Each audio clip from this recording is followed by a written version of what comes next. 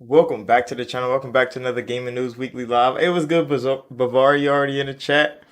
Um, we got quite a bit of news in gaming this week. I got my Avion water with me, so you know I'm ready to talk. And we got a lot of news, a lot of bad news for Ubisoft and Ubisoft fans alike. Um, Microsoft finally talked. We finally got a little bit of what they're gonna be doing. Sony's having some more little news, mostly VR content and like some rumors going on. So we're gonna get right back in that. I really wanna update my fucking starter page, bro. I don't know what the fuck I'm gonna do. I seen like an animated one time. I'm like, damn, that shit's fire, bro. But I don't know. Maybe when I blow up, when I get big, get a couple million subscribers, then I don't know. Who knows? I got dreams and aspirations. Everybody does.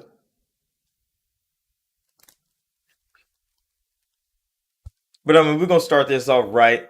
Ubisoft, bro. Come on now. I don't know what's going on with Ubisoft as a company, but I mean, people talk about how Microsoft is so mismanaged. I'm like, there's no fucking way Ubisoft is over there with some of the biggest franchises in gaming, and they're botching all of them, bro.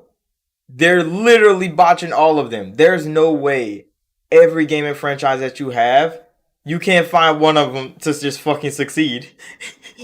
New franchises that you make, none of them are seeing the light of day. It is crazy how Ubisoft is over there just throwing shit away. And if you don't know what I'm talking about, he's Elden Ring killed Assassin's Creed.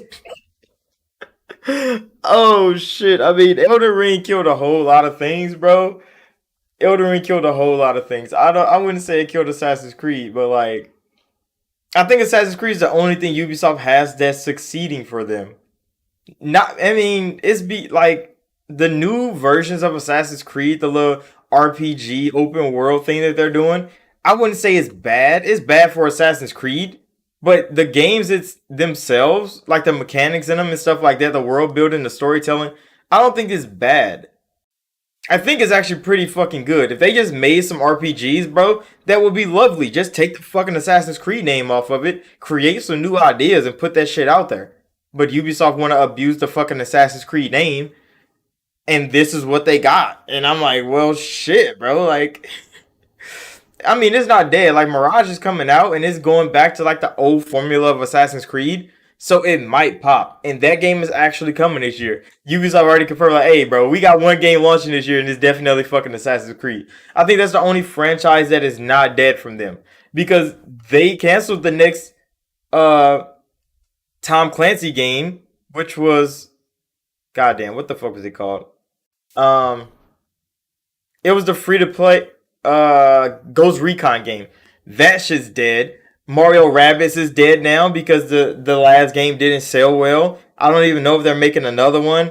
Beyond Good and Evil 2, fucking dead. We don't know what the fuck that is. Splinter Cell's dead. Splinter Cell getting a VR game for some reason. Then they killed that fucking game because they weren't gonna make no more money, so they gotta make money any way they can by canceling all these games that haven't came out with Elden Ring 2 instead of Assassin's Creed. I mean, Elden Ring's not getting a second game. In my opinion, I don't think Elden Ring's getting a second game. Elden Ring did exactly what Miyazaki and him wanted it to, and it conquered fucking gaming. And it changed the whole landscape of gaming everywhere. I don't think he's gonna do a second Elden Ring, bro. I think it's gonna be like Sekiro. I think he's just gonna leave it. He's gonna leave it. Like he left Sekiro after one game of the year. He's probably gonna leave Elden Ring because it won game of the year. I don't know. I mean, the DLC is still gonna come. I know we're gonna get more DLC content, but I don't think Miyazaki is making a second Elden Ring game.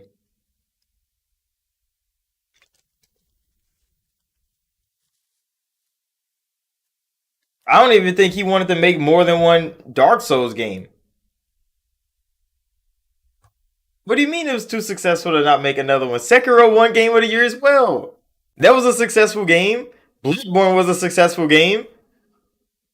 Dark Souls was a successful game. I mean, he got conned into making a third one because they made a second one. I mean, I don't think that matters to Miyazaki, folks. He was making games for his community for how many years? You think sales? is going to drive his ambition to create? I don't think so, bro. He wouldn't be making Armored Core if he's thinking about sales. He wouldn't be going to Armored Core if he's thinking about sales, bro. He would already be pushing Elden Ring DLC coming out this year. But no, he's creating Armored Core. He already moved on from Elden Ring before the game launched. He said that himself. He has 2 more games that he's already creating before Elden Ring launched, bro. He was already working on 2 more games. So, I mean, Armored Core is one of them. He just already told us at the Game Awards. That means there's 1 more game after Armored Core before he's making anything else. I don't think there's going to be an Elden Ring 2. I don't know. I mean, call it gamer's intuition, but I mean, from Miyazaki's track record alone, he has a whole lot of one-offs of great games. He has a whole lot of one-offs of great games. I don't see him making an Elden Ring 2, no matter how successful it was. People loved Elden Ring. It was an amazing, piece of work. He's going to make DLC for it. He said he was. But a whole sequel? I don't know.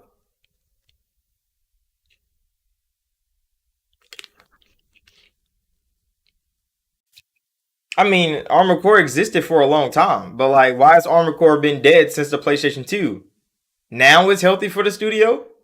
They've found success in a whole lot more places than just Elden Ring. Just every Elden Ring has been the big, like, the big, climax to what Miyazaki has done over his whole career.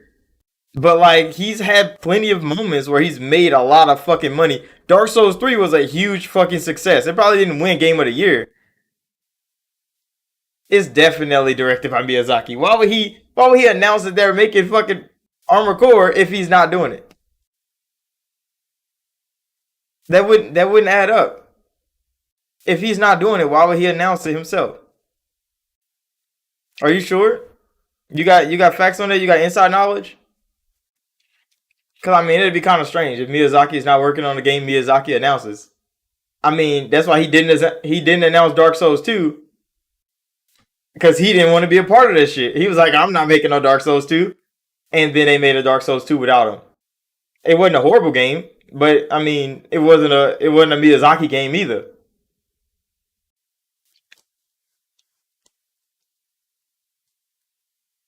So I mean, Miyazaki said he's working on 2 more games, and Armored Core is not one of them. What are those 2 games then? Because he announced that before Elden Ring came out, he's already working on 2 more new games. So I mean, hey, if Armored Core is not one of them, that means Elden Ring is even further away from getting a second sequel. Because if Armored Core is not one of the two, he's already got 2 more games he's working on. So that's still not looking good for like Elden Ring fans in general. But I mean, FromSoft fans are definitely gonna get what they want. It's definitely not Elden Ring 2. Why would he be working on a sequel for a game he didn't know succeed? Why would he do that? Like, why would anybody do that? I mean, except like Activision, because they're making Call of Duties no matter what. But FromSoft is a small studio. They don't have many people. They don't have hundreds and thousands of developers that can just be working on projects. Like, that means he wouldn't be working on the Elden Ring 2 before Elden Ring 1 launches. Like, that's not, I don't think that's how that goes. Especially when he has to get funding. He has to get funding agreed upon because he don't fund his own games. They always get published by somebody else. So he needs permission. So I mean, hey, if it's no Armored Core, I can't wait to what the fuck he makes next. Armored Core look like he's gonna be good though, but like Elden Ring 2,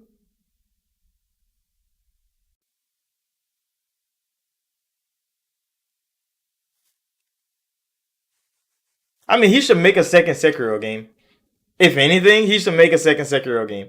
I know a whole lot of Sony fans are waiting for him to announce Bloodborne 2, but I mean, he got disrespected by Sony with Bloodborne 1. They disrespected him with Bloodborne 1. How they handled that game being locked on PlayStation 4. And it's fucking stuck there. The same thing they did with fucking Demon Souls before. That's why he left those game franchises behind.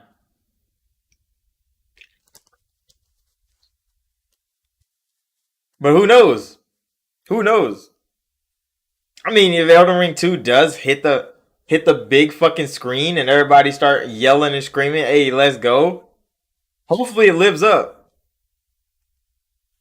Elden Ring, I mean, you can't say it's a franchise when it only has one game. Like, you can't just say, like, this is a franchise. You need more than one game to be a franchise, bro. Like, you can't just give it the franchise tag when it only has one game. Like, the only franchise he has is Dark Souls because it has three games. It's a trilogy. That's a franchise name right there. Who is they? You said they consider it as a franchise. Who is they, though? Because I've heard nobody call it a franchise but you just now. FromSoft said it's a franchise. What the fuck they say that? I didn't see that in FromSoft news. I saw Miyazaki say, "Yeah, I moved on from Elden Ring, bro. Like, shit, we got other projects we working on." I seen him say that in the interview. Well, I seen it translated from him saying that in the interview because I don't speak Japanese.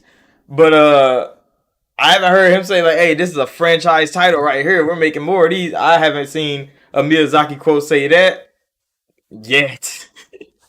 Not yet, but I mean, it's not like I don't want more Elden Ring. It's just like,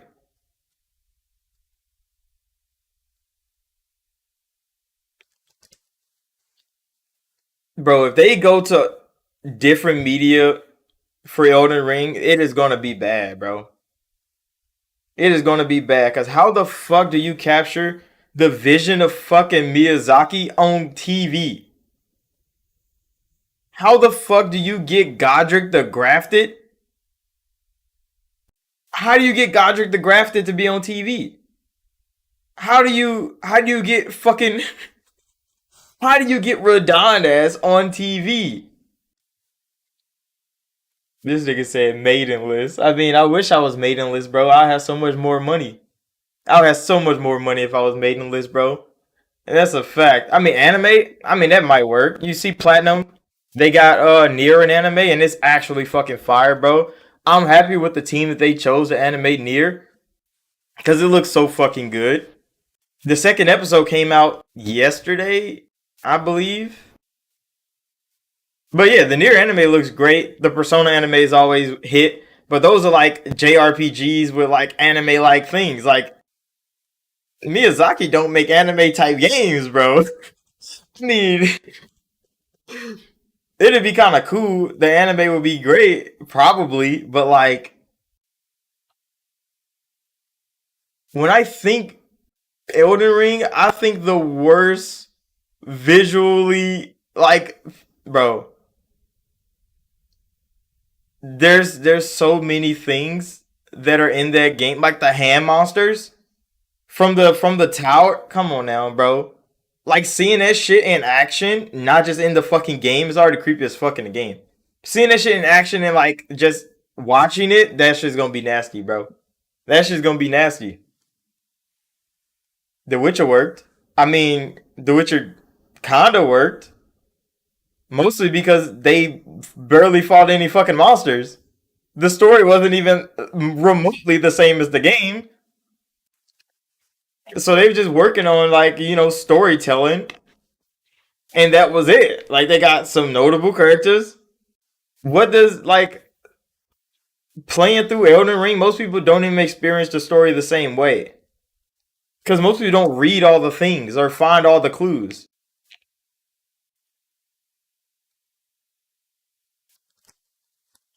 The anime movie. The anime movie for The Witcher? Oh shit, you're talking about damn, what the fuck was it called? The Vesemir's movie. You talking about Vesemir's movie? I mean, that was pretty good, but it still wasn't. It wasn't. It wasn't the Witcher that we like experienced in the game. Like it was a whole new story. That's why they could do whatever the fuck they want with it.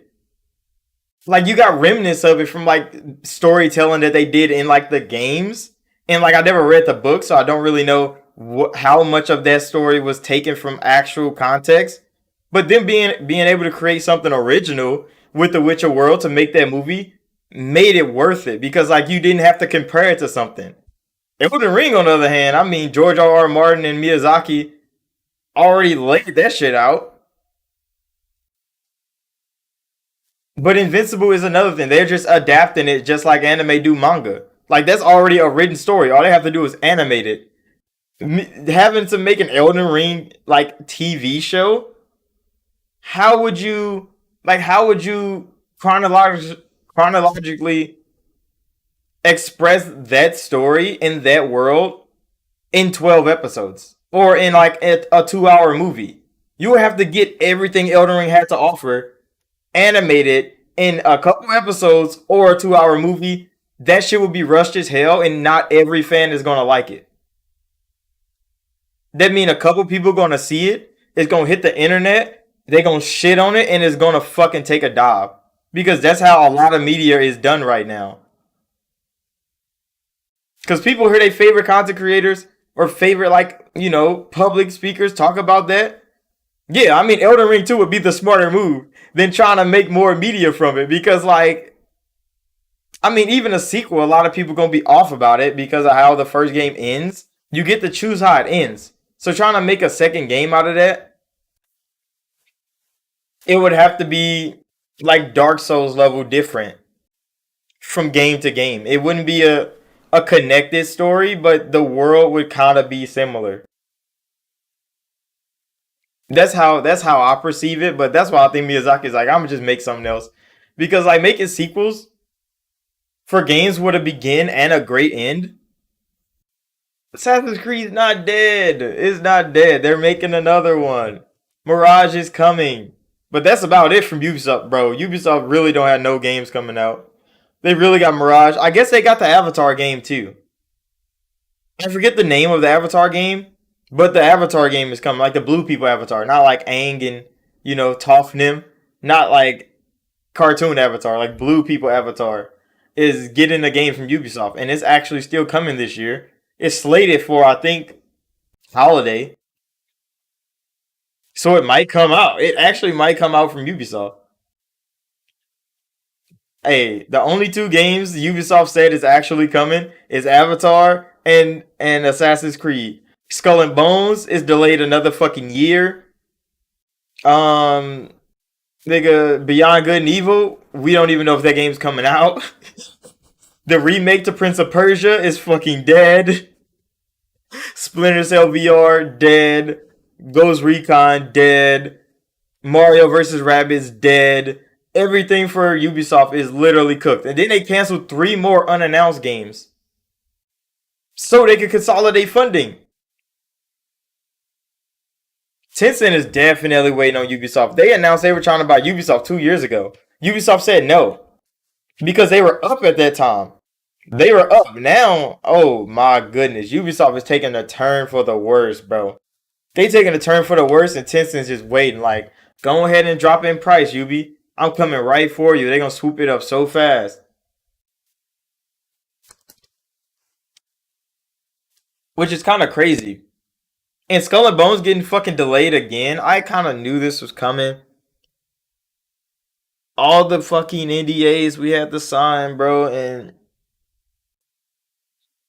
nothing came out of it. I guess we're going back to the drawing board with that. When I got comments on my video that I made when they had first announced the delay, I mean, I think we heard about the delay like last month. But I mean, it's a public delay now. Like, they really like, bro, we need more time. And I'm like, this game, I mean, they spend so much money on it that they can't scrap it for sure. They can't scrap it. It's kind of like how Halo Infinite was. Like, they spent so much money building the engine, getting all these developers in there to work on it. That like they can't really stop production of the game. They have to create something, and hopefully it makes money. But Skull and Bones is so bad, bro, that it's like I can't even I can't even see a bright side to that game actually launching because I know how it is, bro. I know how it is, and it's not fucking good. That's the problem. It's not good. If the game was at least decent, I would be like, okay, the delay, they could fix some shit. No. At the core of Skull and Bones, it's bad. There's no fixing that in a year, bro. They don't have enough time to fix that and get the game out and it actually makes money. There's no fucking way. So they should have just released it into early access or something, or free to play.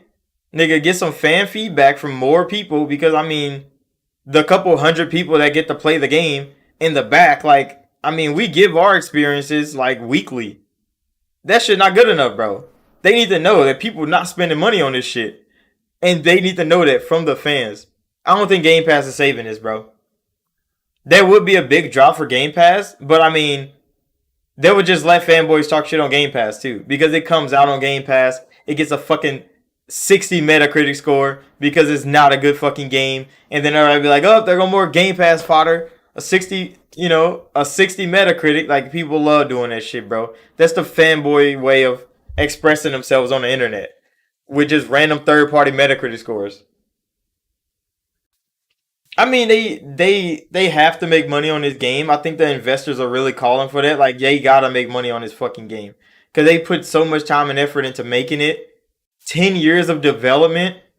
And they still have nothing to show for it. Like, Ubisoft is in a bad fucking way. They're in a real bad way. And it's kind of sad to see. Because being able to play it, I understand the ambition.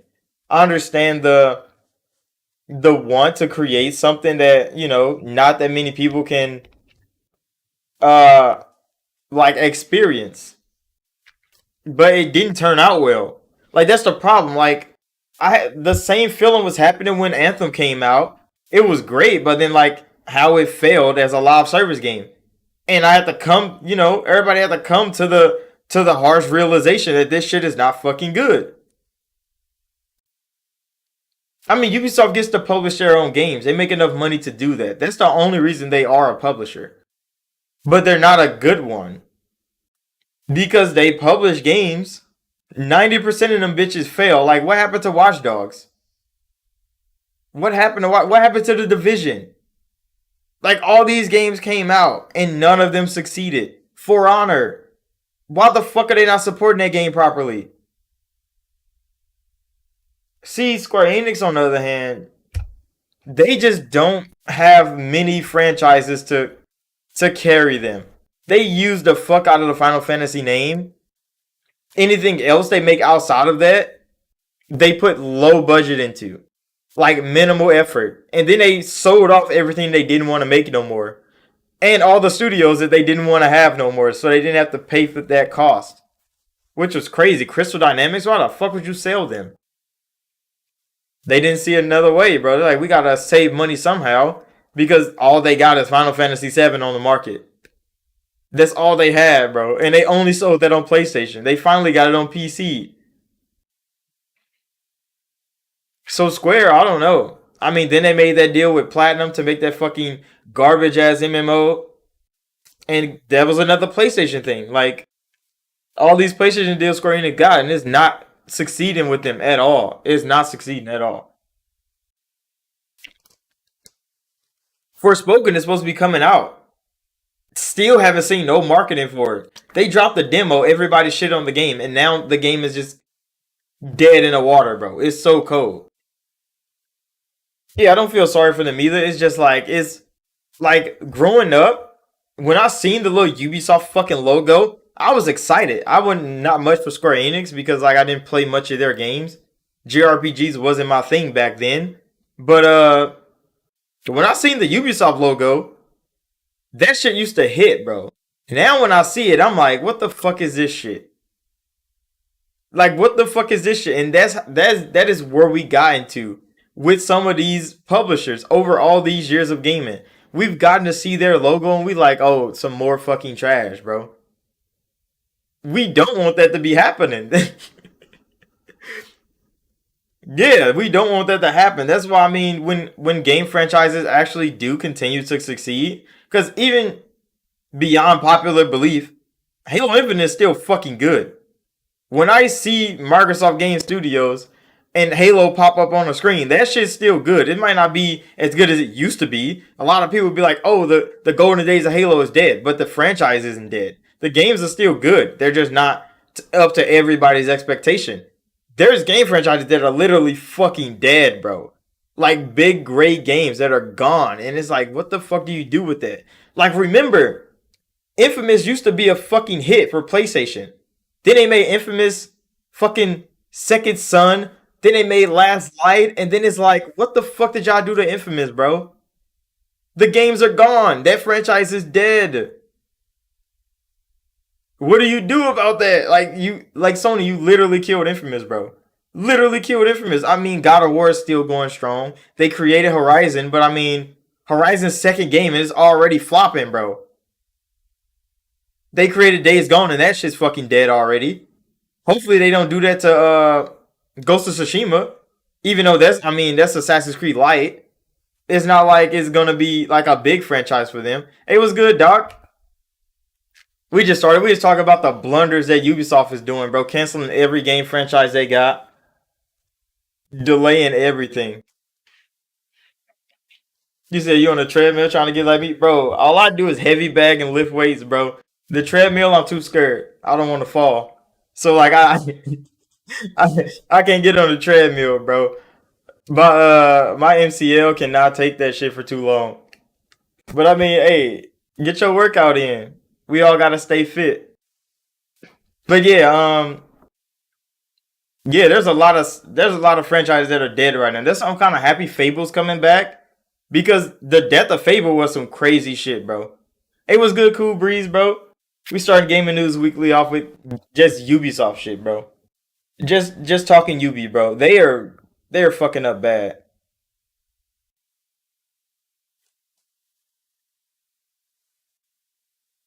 And YouTube subscribers galore. Scalebound's coming back. Oh my god, Bavari, bro. I heard that news too. Scalebound is coming back. So there were some insiders talking. I don't know on what podcast somewhere. I've seen a couple articles about it. I didn't want to really say much, but now that you bring it up, so after Bayonetta 3 came out, it was a big hit on Nintendo. People love the game. Platinum is kind of getting their fucking vibe back with action games. It seems Platinum and Microsoft are in talks again about reviving Scalebound. What? Out of all these years, I mean, Platinum apologized for like 4 years straight. I made videos on it. Every time they made another apology online, like on record. It was good, Evolve, bro. They kept making apologies. So I mean, Microsoft might just be hearing them out finally. I don't know if they're actually working on the game right now, but they actually did. People did say like Bavaria just said it was Special Nick. I don't know what Special Nick is, but like, hey, he's saying like, hey, he heard rumors. He got his ears to the Microsoft ground, and he heard that they're talking to Platinum about Scalebound again. What do I think of that though? Because like Scalebound should. You said they should give it to Capcom. I mean, that wouldn't be bad, but on the other hand, it was Platinum's vision to make Scalebound. It was like Platinum's goal to make Scalebound, but they ruined it for themselves. Giving them the redemption arc to put it to work. I mean, Microsoft could give them a chance. They could cut it low budget, like make it like a short, smaller game. It probably won't be the big scale that they wanted it to be before because all the money that they invested in Platinum for them to put that shit into Near Automata was fucking crazy. So if they do revive Scalebound, like in name, I think they're gonna cut back everything. I think they're gonna make it like a small as. I mean, I don't think they'll make it too small, but it'd probably be linear. It probably won't be multiplayer no more, and it probably would get westernized to hell. That's probably what it is. I don't think it's gonna be the JRPG Platinum wants it to be if Microsoft has any say in this. Because I think they're gonna take full creative control over Scalebound because they own the IP. Give it no, no, no. We're not giving nothing to Ubisoft. They're gonna cancel that shit. They gonna cancel that shit so fast. Scalebound was a JRPG where you were a guy and you were connected to a dragon. Like you literally have a dragon, and the concept of Scalebound was like it was gonna be like multiplayer. You can like jump in and out with your friends, but it was gonna be a single player game for the most part. But everybody's character and everybody's dragon was gonna be based off like how they develop their main character is how they dragon would like turn out. And it was supposed to be like this whole like everybody have a different dragon. This whole concept of it was like how to train your dragon, but like more adult. It wasn't like in a childish like it could have been cool. It was good, Harold. We all in here. We talking about the fucking Scalebound revival. I mean, FromSoft would definitely be a cool one, but I don't see them incorporating Dragon Combat with player combat.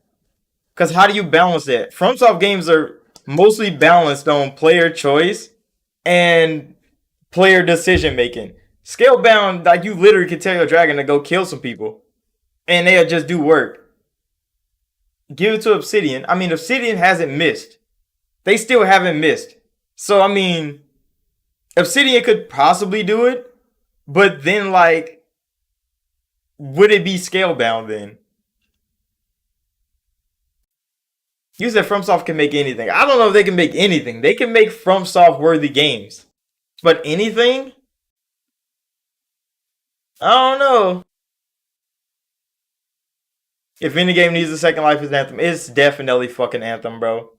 But see, I wish Anthem just went with the basic BioWare formula and just stayed a single player game. When it went live service, I think that's what killed Anthem and killed BioWare as a fucking company, bro. Them making a live service game like that and not having the people or the creative like freedom to make content continuously, that shit was dead, bro. That shit was dead. I still like Anthem so much, bro. I still jump in and out of it once a week just to like go grind a little bit. Anthem still looks so fucking good too. It's just a thing. Frostbite is one of the worst engines to ever fucking develop for. DICE is a master at it, but nobody else can use that fucking engine properly. So when BioWare got to use Frostbite, they made the two worst games they ever developed. They made Mass Effect Andromeda and they made Anthem, both on Frostbite. How the fuck did BioWare go from one of the best fucking RPG studios in the world working on Unreal Engine to working on Frostbite and literally making the two worst games in their whole studio's history? Back to back, too. It wasn't even a there wasn't even a like a separation in bad content. They literally went from making Dragon Age Inquisition. Well, I guess Dragon Age Inquisition was on Frostbite too, wasn't it?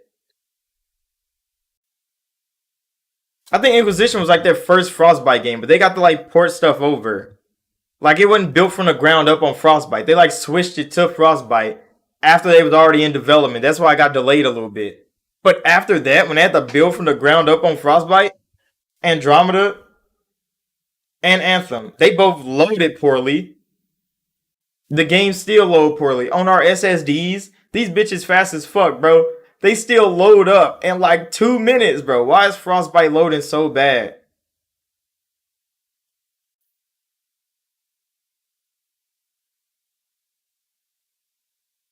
You said Dead Space Remake is on Frostbite? I mean, Frostbite looks so good, though. It looks so good. So, like, Frostbite engine, like, graphically, it pushes developers to make some of the greatest character models they possibly can. It's just the animation work around that shit. It's always buggy as hell on Frostbite, and that's why Eyes wasn't working properly in Mass Effect. But I mean, they got the animation and stuff right in Anthem because everything was animated just perfectly. It's just the scaling of the game didn't fucking work because they had all this loot coming out, and some loot would drop with no stats on it because the automatic loot thing that they built in the Frostbite just didn't fucking work. It was just so many small minor issues that they didn't know how to work through. And I don't think DICE was just around being technical support for fucking BioWare. So I mean, they definitely failed. I mean, yeah, properly tuned Frostbite hits, and that's only DICE.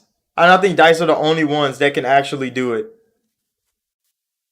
I forget what Jedi Fallen Order is built on. Hold on, let me look it up.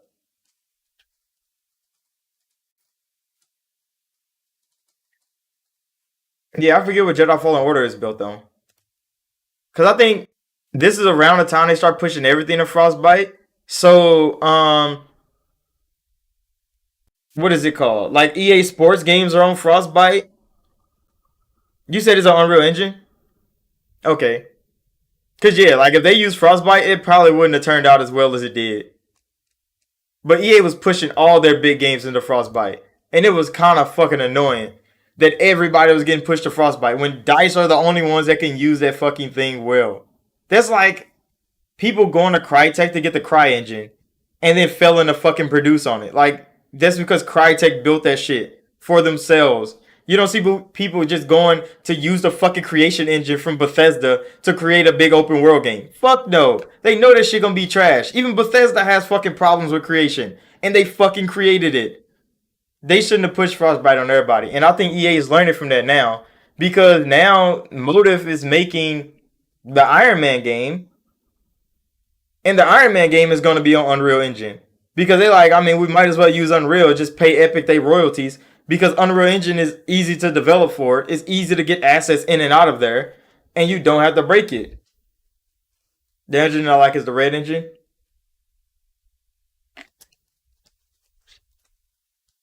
The Red Engine is the new one for Resident Evil, or is that the one for CD Projekt?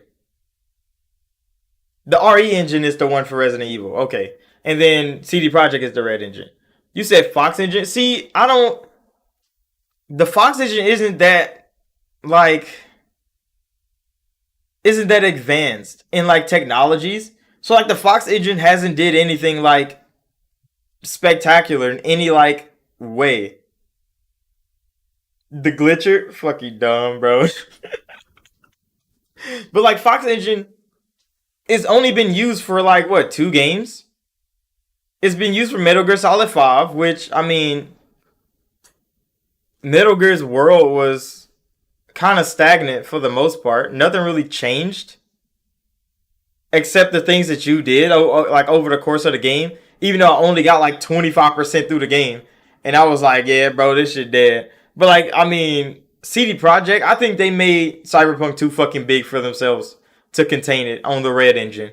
They should have went with something more flexible. You said Path Engine is the best looking one? See, I never even heard of Path Engine, bro. You're gonna have to give me some insight into that. Because Path Engine. Who uses the Path Engine?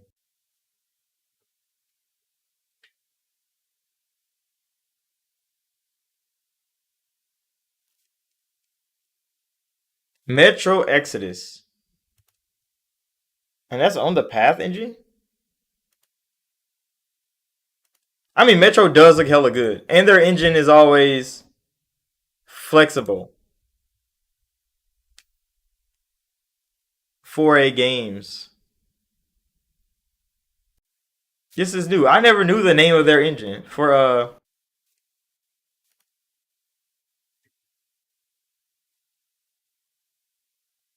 it's a Ukrainian company. Okay. I never knew that. See, you learn something every day. So the Path engine, they engine do look fucking good. I'm not even gonna lie. Metro Exodus looks fucking amazing, and it took advantage of like features on the next gen consoles before anybody even knew what the fuck they were working with. Like they got those features in pretty fucking quick, and I think they got ray tracing on the Series S too, didn't they? When people was like, "Oh, that Series S can't do ray tracing," I could have swore 4A got ray tracing on the Series S.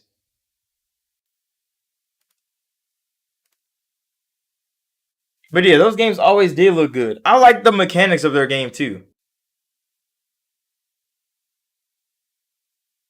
You said when does the Bioshock Infinite use? I think it's Unreal. I think it might be Unreal because 2K published it.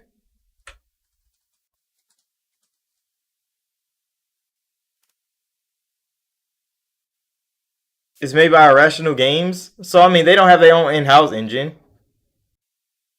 It's probably made on Unreal.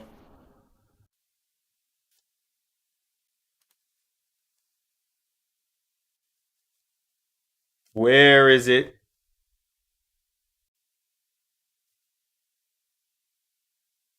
Yeah, it's made on Unreal Engine 3.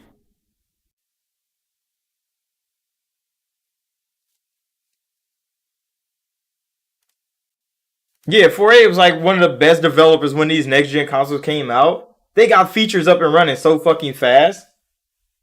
And they show that like this shit can be done. You said Tiger Engine from Bungie. I mean, I haven't seen like I haven't seen it outside of Destiny. Cause like, was Destiny 1 running on the same engine, or did Activision have it running on one of their like in-house engines?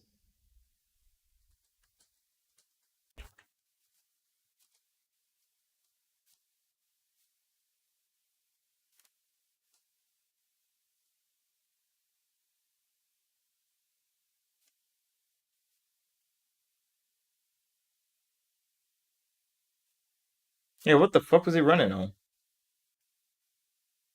I didn't even see it in here.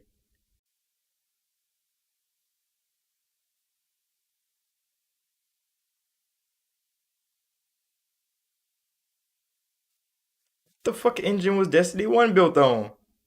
This is crazy, bro. How do I run? How do I find that shit? You said it's running on the same engine they use for Halo Reach? Hmm. That's surprising. It was the the same engine that they use for Halo Reach.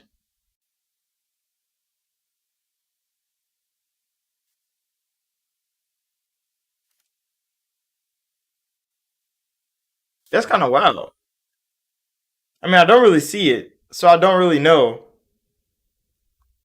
But like, if that is like, that's fucking crazy, bro. Let's talk developer direct. That is on the list. I mean, we could get right into that actually. The developer direct was announced. It's on the 25th, right? Microsoft is holding a little show for three games that they announced for sure, which is Forza, which is uh Redfall, and something for Elder Scrolls Online. Don't really know what the fuck is going on there. But yeah, the Tiger, the customization of the Tiger engine, they've added so much crazy shit to Bungie. I mean, to Destiny. And I'm like, I thought Destiny was just a first person shooter, but all the new powers and shit they add with every big DLC expansion is fucking crazy, bro. And I'm like, where do y'all get this fucking idea from? Where do y'all get that idea from? Bungie is real creative, bro. And I'm kinda happy they get to stay independent. Cause you know Microsoft would have bogged their ass the fuck down if Bungie signed back with Microsoft. They ass would have been back in the Halo studio, like get that shit back up and running, Bungie. Fuck this Destiny shit. That shit going in the vault. But yeah, Redfall, Forza Motorsport, the reboot, and Elder Scrolls Online. And when I saw the news, I'm like, okay, so this is the rumored event that was going on all December. Everybody was talking about like, oh, Microsoft's making their own event. That's why they wasn't at the Game Awards. That's fine and all, but why is it why is it only those three games? How many fucking studios does Microsoft have, bro? Oh yeah, Minecraft Legends is gonna be there. Okay, so it's four studios. My bad. My bad, I dropped that. Four studios. Minecraft Legends, I'm interested in that because it's gonna be one of those like RTS strategy games. I mean, if I get into one, it's probably gonna be Minecraft. I'll be trying. I try all of them.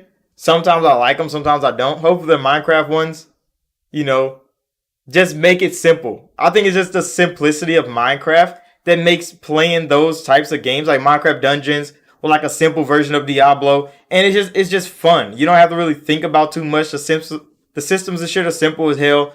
I'm really excited for Minecraft Legends.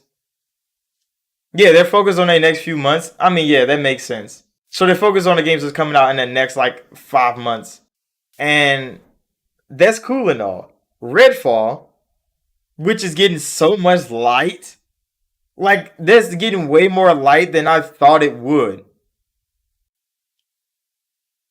And I was like, they're putting so. I mean, I swear, Redfall is taking all the pressure off of fucking Starfield somehow. Starfield literally goes without no fucking content because Redfall has been put at the forefront of Xbox. And I don't know if that's a good thing or a bad thing. Because if Starfield comes out in holiday, I'm gonna be pressed, bro. I'm gonna be pressed. One, because why the fuck is it delayed a year when they said early 2023?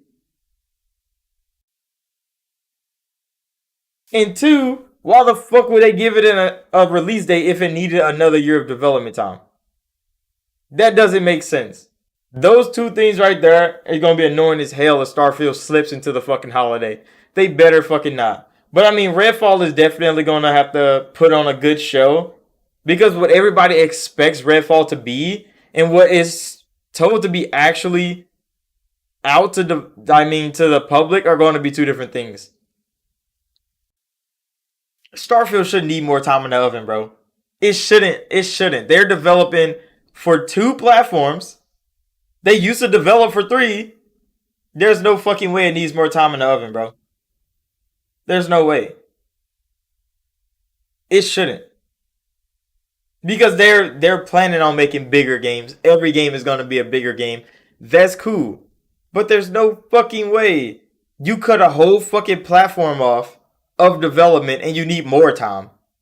Bethesda didn't need that much time with every other game before Starfield, bro. I mean, Bethesda needs every game to hit. And every game has hit except Fallout 76. For the most part.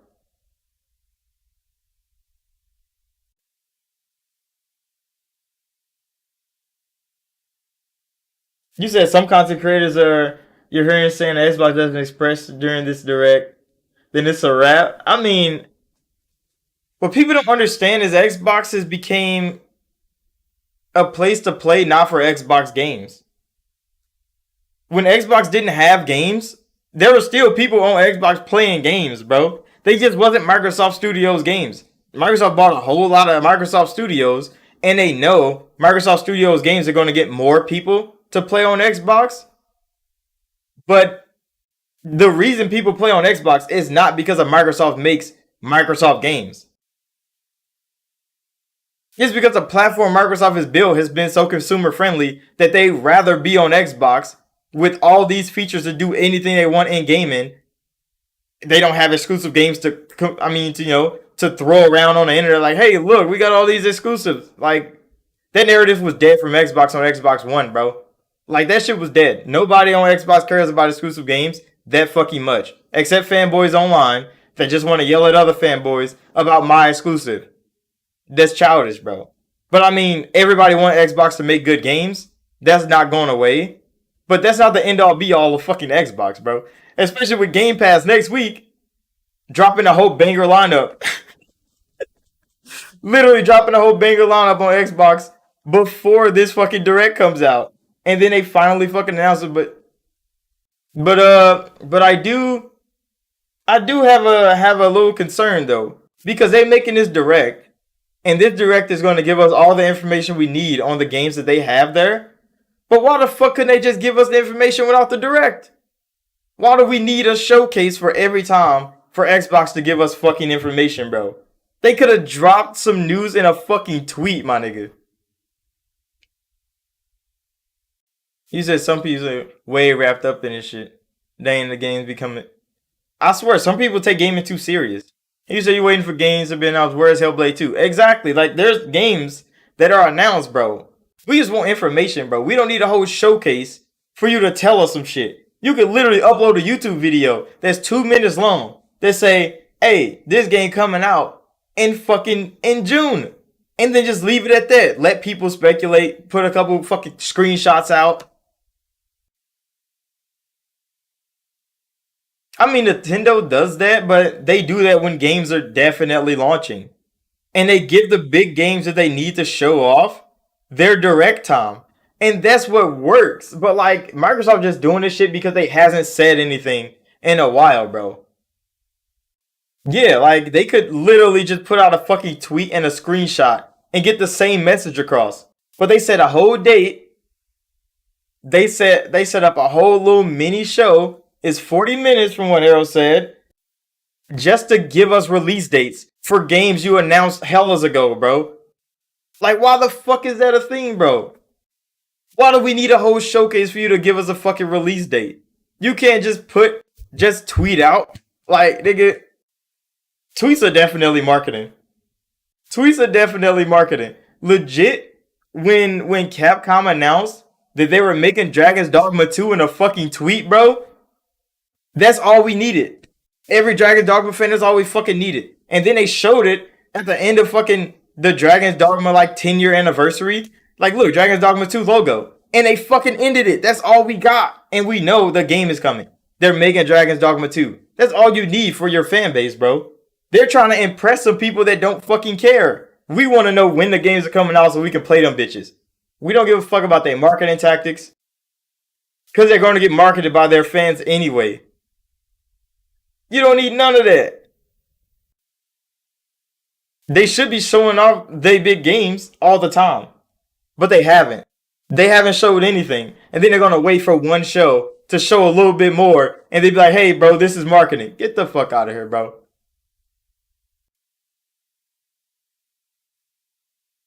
I mean, that's the thing. If they need a fucking showcase to market things, why the hell do they need a showcase all the time, bro? They can't just drop a trailer. Remember when Sony just announced they're making fucking Silent Hill 2? They just dropped the fucking trailer randomly. There was no goddamn showcase. A random trailer came out for Silent Hill 2, PlayStation 5 exclusive, and they went about their day. No showcase needed. That's what I'm saying, bro. That is marketing. They just dropped that shit. Like, hey, look, Silent Hill 2, PlayStation exclusive. They didn't wait for fucking E3. They didn't wait for another big fucking showcase in a week. They literally dropped a trailer for a game and said it's coming, bro. I mean, it wasn't Sony's showcase. Is what I'm saying. It wasn't a PlayStation showcase.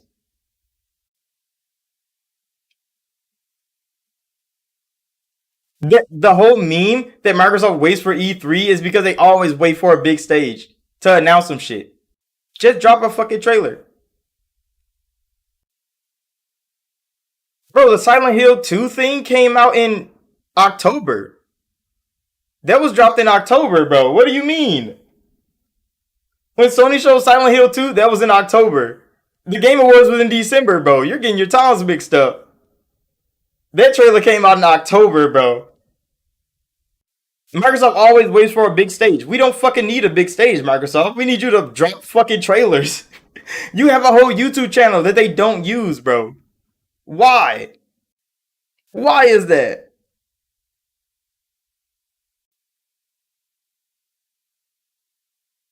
I mean, but it's not E3.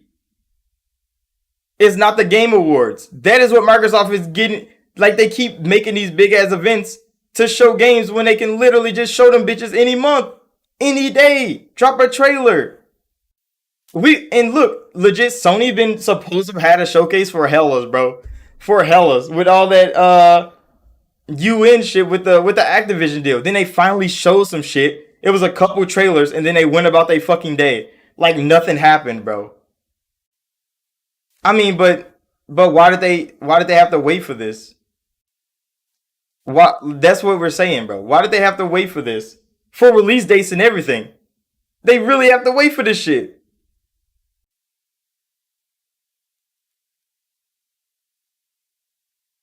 Hear me out. Microsoft need VTubers to announce their new games like Netflix does.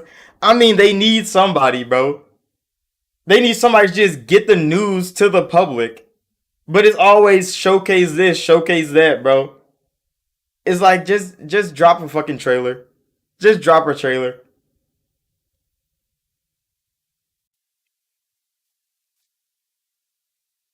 They do need to show more, and that's what we're saying. This little showcase that they have, and they're going to promote four fucking games out of 20 studios that they got, is not enough, bro. What the fuck? There's so many games out there. We need more trailers. We need more info.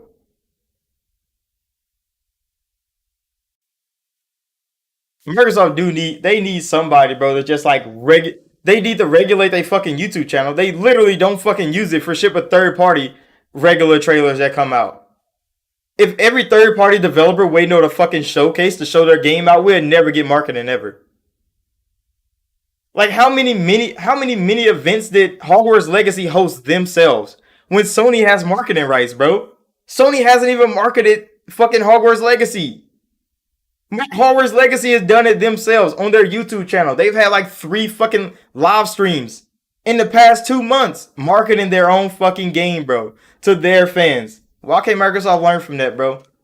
Why can't Microsoft do what Motive was doing? They literally did their own little thing on YouTube on EA's YouTube channel to market fucking Dead Space. They ain't wait for EA to have a fucking showcase, bro.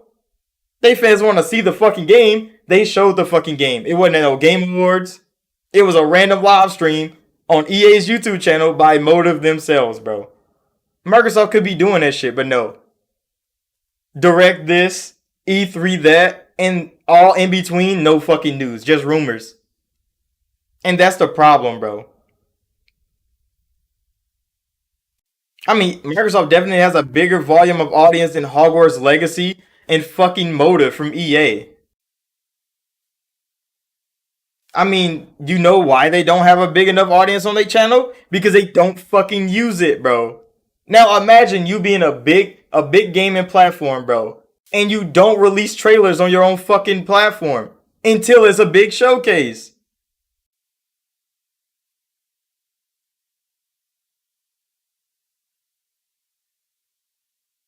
People actually thought they didn't get Harry Potter the Bale treatment. I heard that, bro. Because now they have these games, bro. They've had these games for how long? They've been talking about Redfall since like two E3s ago. They've been talking about fucking what is it? What is it called? Hellblade 2 for two Game Awards ago. This Game Awards, we like, where Hellblade at? Because it was at two Game Awards before this one, but we haven't heard anything in between. Two Game Awards. The third one, they showed nothing. Where the fuck is Hellblade 2, bro? That means it's been a whole year with no Hellblade news. Nothing. Nothing, bro. You can't get him a pass for that. I mean, this direct is gonna be cool. They gonna show off these four games. But what about all the other fucking gaming news, bro? What the fuck is Machine working on? We have rumors about that. It's crazy. Peace swore that wasn't gameplay. I mean, it was gameplay. It looked fucking good, but you know it's cinematic as hell. So everything moved in slow motion, bro. It was 30 frames per second, graphically just intense. It looked crazy. But like Redfall would definitely hit the same. With a tweet, like a quick little cut trailer of them just shooting fucking monsters, jumping off shit, like the CGI trailer when they first announced it. Drop an in-game trailer just like that. Montage it up, chop it up, make it look good, and just drop a fucking tweet or drop a trailer on YouTube. That shit gonna gain traction. Every fucking gaming outlet's gonna pick it up like, oh, new trailer from Redfall. It looks really fucking good. And that's gonna push people over for a whole month, bro. That's gonna hold people over for a whole fucking month. People gonna be talking about that trailer for a month straight. They gonna be breaking it down. Like, oh, these are hidden messages in a trailer. All this random shit that fans do to game trailers all the time. But they didn't get none of that. Microsoft's not getting none of that because they don't even try, bro. They don't even try to market games.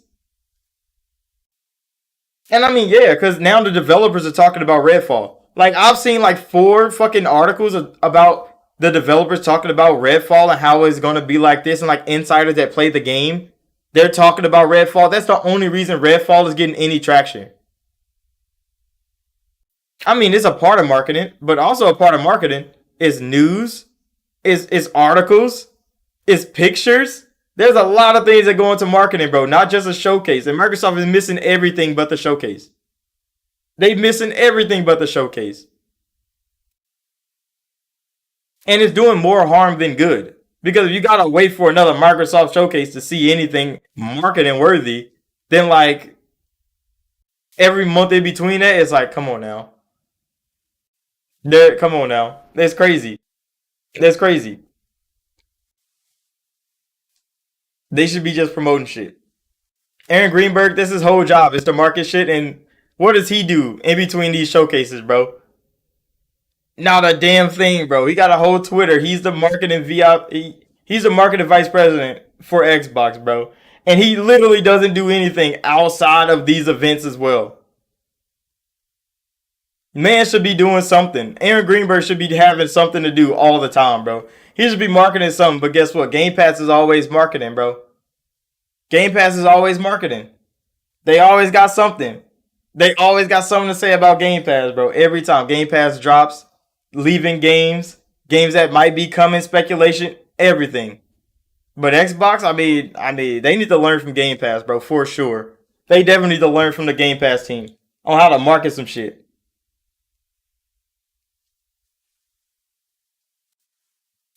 Yeah, that's exactly what I'm saying, bro. The third party support coming to Game Pass is exactly how Microsoft should be handling Xbox, but it's not. It's not, nigga. When Persona got announced to be coming to Xbox and Game Pass, that marketing thing that they did with Persona 5 coming in fucking October, and then the other two coming now, and then the marketing for the other two, they still marketing those fucking game. Atlas is at least. Game Pass is. They're marketing those games to make people remember, like, hey, shit, Persona 3 and Persona 4 are coming to Xbox. They're coming next week. I'm hella hyped for that. When Monster Hunter got announced, that marketing trailer they gave us for Monster Hunter coming to PC was a hit, bro. Now people got something to look forward to.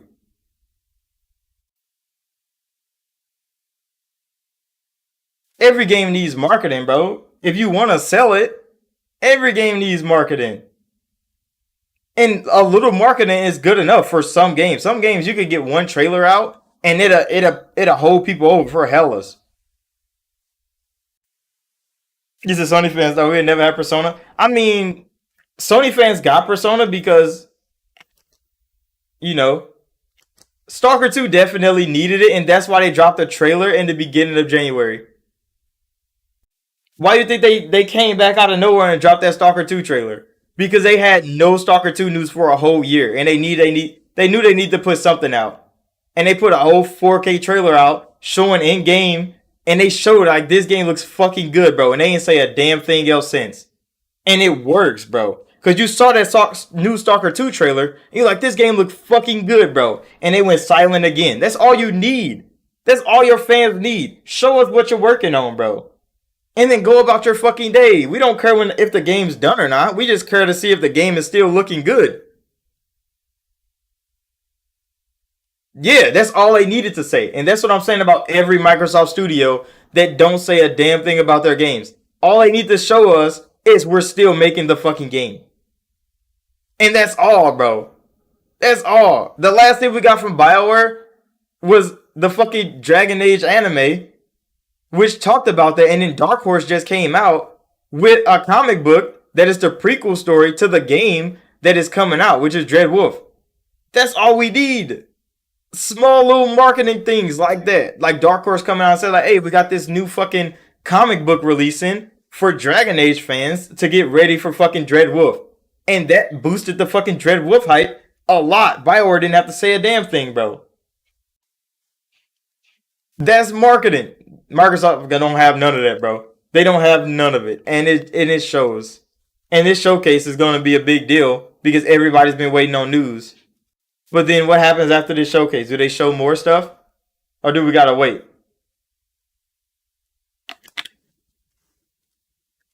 You want Xbox to be like Todd Howard to announce Fallout 5 and then release it in 35? I mean, no. But Todd is working on Starfield. It's supposed to come out this year. But Starfield's not going to be at that showcase. Starfield has to get his own show because it's too big to stand next to other Xbox games. And I'm like, why do we have to wait longer for Starfield than Redfall when Starfield literally supposed to came out last year? Those things are always going to be like, what the fuck? Bro, we want news, bro. What do you mean, what do we want? We want them to share fucking news.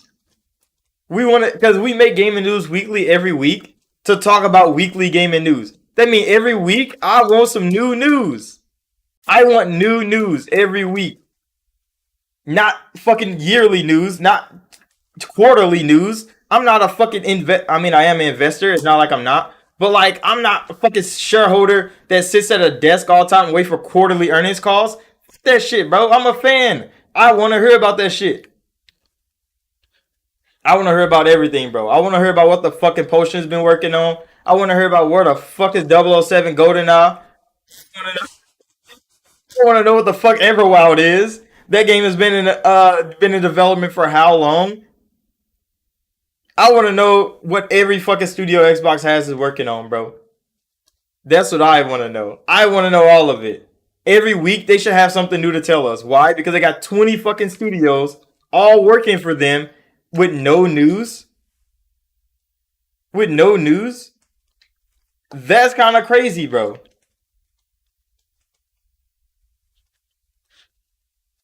What do you know about PlayStation Studios? Not a damn thing.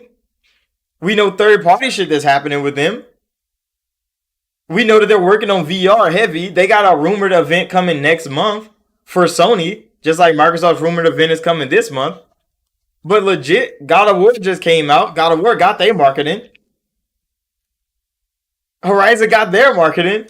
Gran Turismo got their marketing. Now they all getting TV shows or movies or some shit.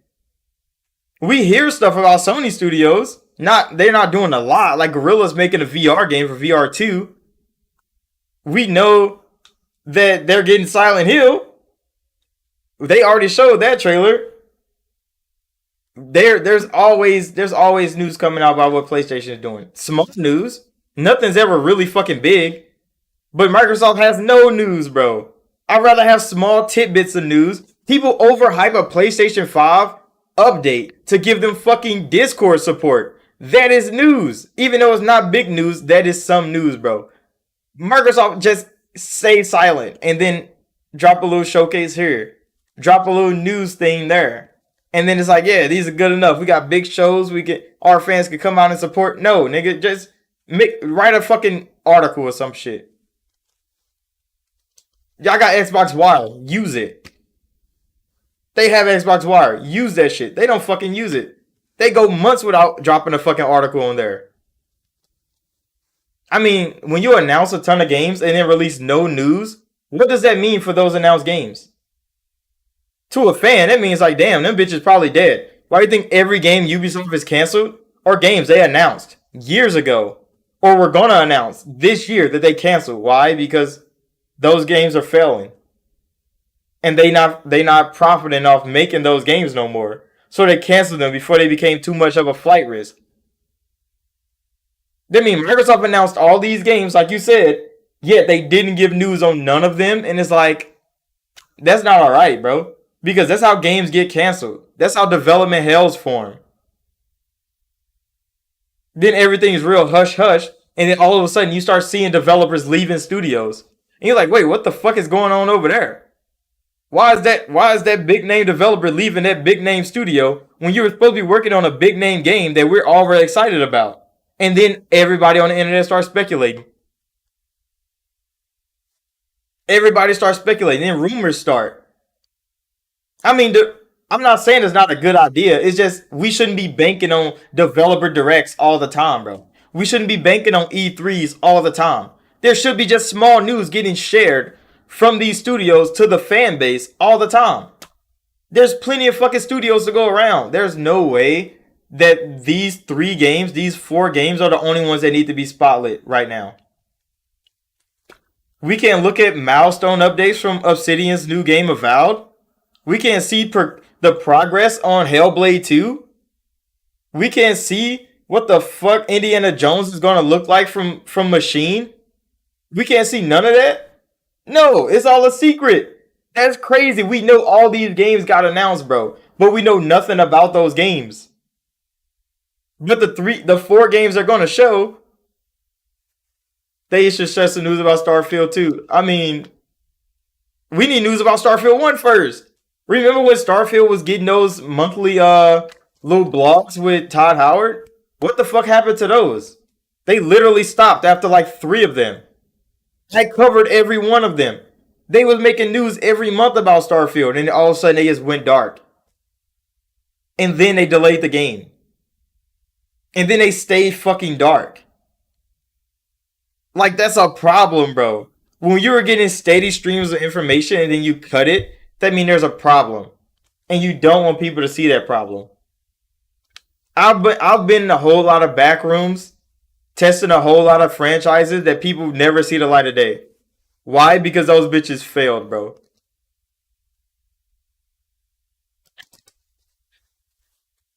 I do want Gaming News Weekly. That's why the show is called Gaming News Weekly. Everybody that comes to watch the show Gaming News Weekly wants Gaming News Weekly, bro. What if I made Gaming News Monthly, bro? How many people would tune in? Who knows? Like, we don't know. But Gaming News Weekly, people want to hear about what's going on in gaming every week. Rather big or small, from your platform to my platform, to fucking mobile platforms. We just want to know what's gaming news weekly. That's what we want to know. That's why we're here, bro. Yeah, it's been so long, bro. And I understand the Hellblade 2 situation because when COVID time, they're all in person, so they couldn't like do all the motion capture acting and stuff. So I understand. Some of that shit got delayed out. But now it's been 3 years since they showed gameplay of this game. Well, it's been 1 year since they showed gameplay. Hellblade 2 is holiday 23. Then why ain't they showing this at the developer direct, Bravari, bro? That is what we're saying. If you know it's coming holiday 23, but they ain't showed us a damn thing about this game, not even a written article, that's a bad look. That's a bad look. I mean, hype is hype, but like, that shit's dead. We don't have no release dates for none of them. At least we're getting some next week.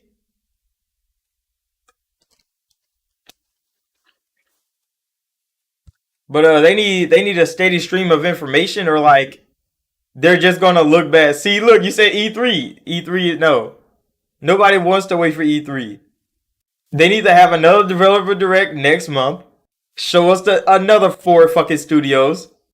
Because they got 20, bro. That means they can have 4 months of studios, developer directs, and then not even be the same studio each time. It'd be a different studio every fucking month for 5 fucking months, bro. If they did that shit. But for some reason they don't.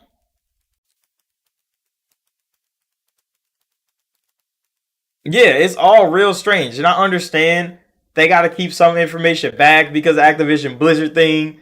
But come on now. No, I don't want everything in 1 year. I want information, bro. I'm not saying they need to release a game every fucking month. I know that's not possible. That's not an outcome anybody can perceive. But if you announced all these games 3 years ago and you haven't gave us information in 2 years, you need to start dropping some tidbits of news, bro. They need to start dropping some tidbits of news. We need to get more news on these games. If they're going well, if they're going trash, we need to know. Because we're the ones that gotta play these bitches. We're the ones that gotta see if these bitches are worth our money.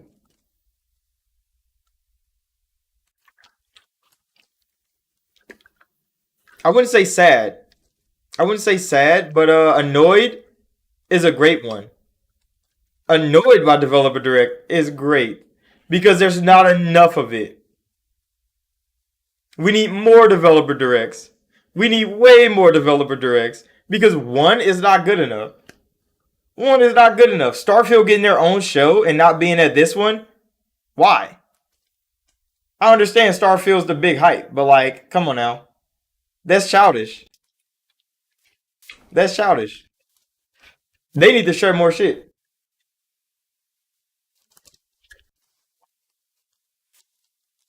Because it's kind of wild. We know more about the failures of EA in a week than we learned about Microsoft in the last 4 months until this developer direct happens. So we learned more about the failures of Ubisoft in 1 week than we learned about the four games that Microsoft is going to show next week in 1 week.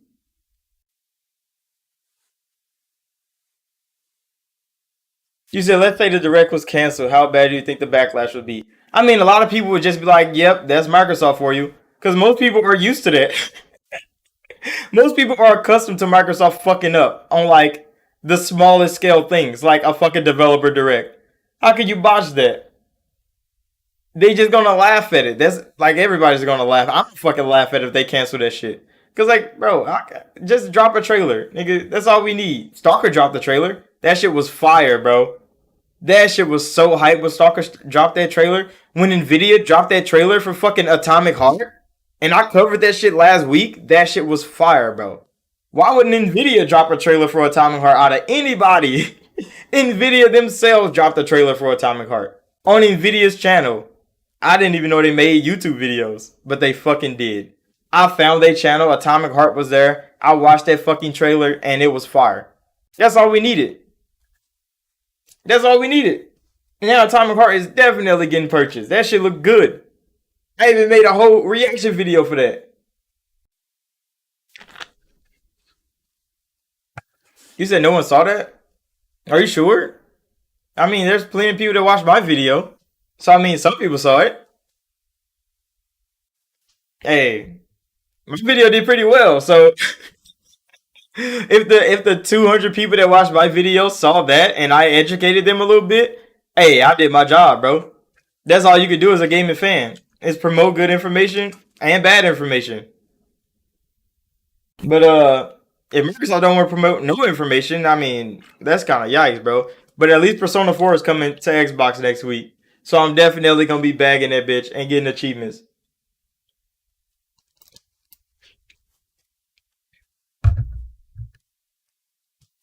I mean, yeah, they should make me the marketing vice president of Xbox Game Studios. I mean, I would do a great job. I would just literally go into a studio, be like, "Let me see that gameplay footage real quick, capture a couple clips, edit that shit real quick, and post that shit on the internet. Let people just run rampant all over that shit, bro. Like the good, the bad. Like people need to see what the fuck y'all working on. Maybe it'll get them some juice to want to produce. Cause I mean, if they could keep their game a secret for 3 years and not have to show nobody, why would they have to produce something fast? Why would they have to produce something worth visually exposing to people all the time? Because they got 3 years, bro. If you had 3 years to work on some shit, most people procrastinate. Fake leak it so people get hyped. Yeah, that's all you gotta do. Just fake leak some shit. People love leaks. I just covered that PlayStation leak the other day of they little sci-fi game. It looked old as hell. It looked like a PlayStation 3 game. But I mean, that was probably some deep in development game that they caught some footage of like early development and they leaked that shit online just to get people hyped. Sony has a sci-fi game coming out. It looked like a third-person action game. It doesn't look anything too different from what they already make, but it's another new game and it's second party. We got something. Remember what happened to Jet Force Gemini 2? You said it looked like Resistance. I'm intrigued. I mean, it did look pretty cool. I wish I made the video when I first seen the footage of it because I could have just played the footage. I don't know if the video would have got taken down or not. It probably would have. But I wanted to play the fucking clip of the little monster thing crawling up that fucking tower because that shit was fascinating. I'm like, what the fuck is that? It was cool. The little eye thing in the fucking in the sky was hella cool, bro. Just visually, even though it looked like a potato, like the concepts of the game was cool. And that was enough to get people speculating. You said Jet Force dropped on Nintendo 64. Where the fuck GoldenEye at, bro? We supposed to get a drop by now. You said Howard Direct for Starfield. Are you interested? Of course I am. I want to see news. Starfield is supposed to be the next big thing from the great Todd Howard. He needs to show me some shit. Because I miss those motherfucking Starfield interviews that he was doing. Hold on. Let me go look at what the hell is it called?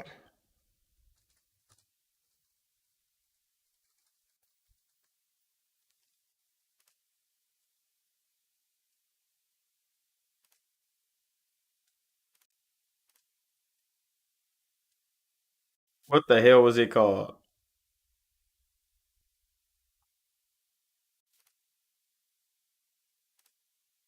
I mean, they haven't dropped shit in a long time.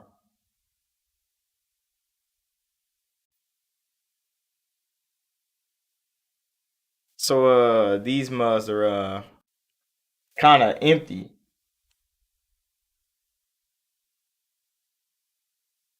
Should they make an Xbox slash controller custom for Starfield? They better, bro. They better release an Xbox like nigga edition of Starfield. Going crazy. So Into the Starfield episode 3 was 8 months ago. And then they didn't release a damn thing after that. So 8 months. 8 months. They haven't released any fucking Starfield news. And now we get a Todd Howard Starfield Direct. I mean, I guess they did a little bit 3 months ago. because like Todd Howard like was in an interview and he answered some questions. But they had a legit whole fucking pot, like a whole goddamn program built for this shit, and then they just canceled that 8 months ago. Yeah, they start releasing questions and answers, and I'm like, what the fuck? This is it? Y'all literally had insight videos, monthly insight videos, and then y'all get to just fucking random questions and answers. Y'all not showing insight on the game no more. No more background. You said they've been in the kitchen. Hopefully, the game shouldn't be delayed if they was in the kitchen the whole time. That means somebody was sitting down. They busy polishing the bugs. I mean, a year is too many fucking bugs, bro. If they need a whole year, because you said before that it's coming out holiday 23. That means if they need a whole year of bug fixing, the game was badly broken and it wasn't ready. They shouldn't have gave it a release date to start with. There's no way. They need a whole year of polishing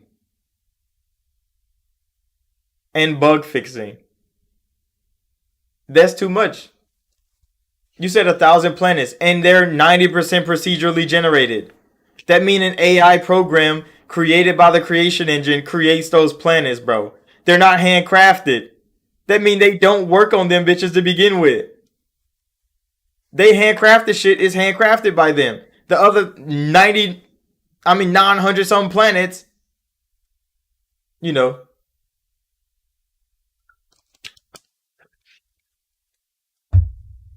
All the procedurally generation that they do, come on now, they don't have 1,000 planets to just go around and be like, yeah, let's bug fix every planet. They're not going to do that. Because every planet is procedurally generated anyway. But I mean, good try though.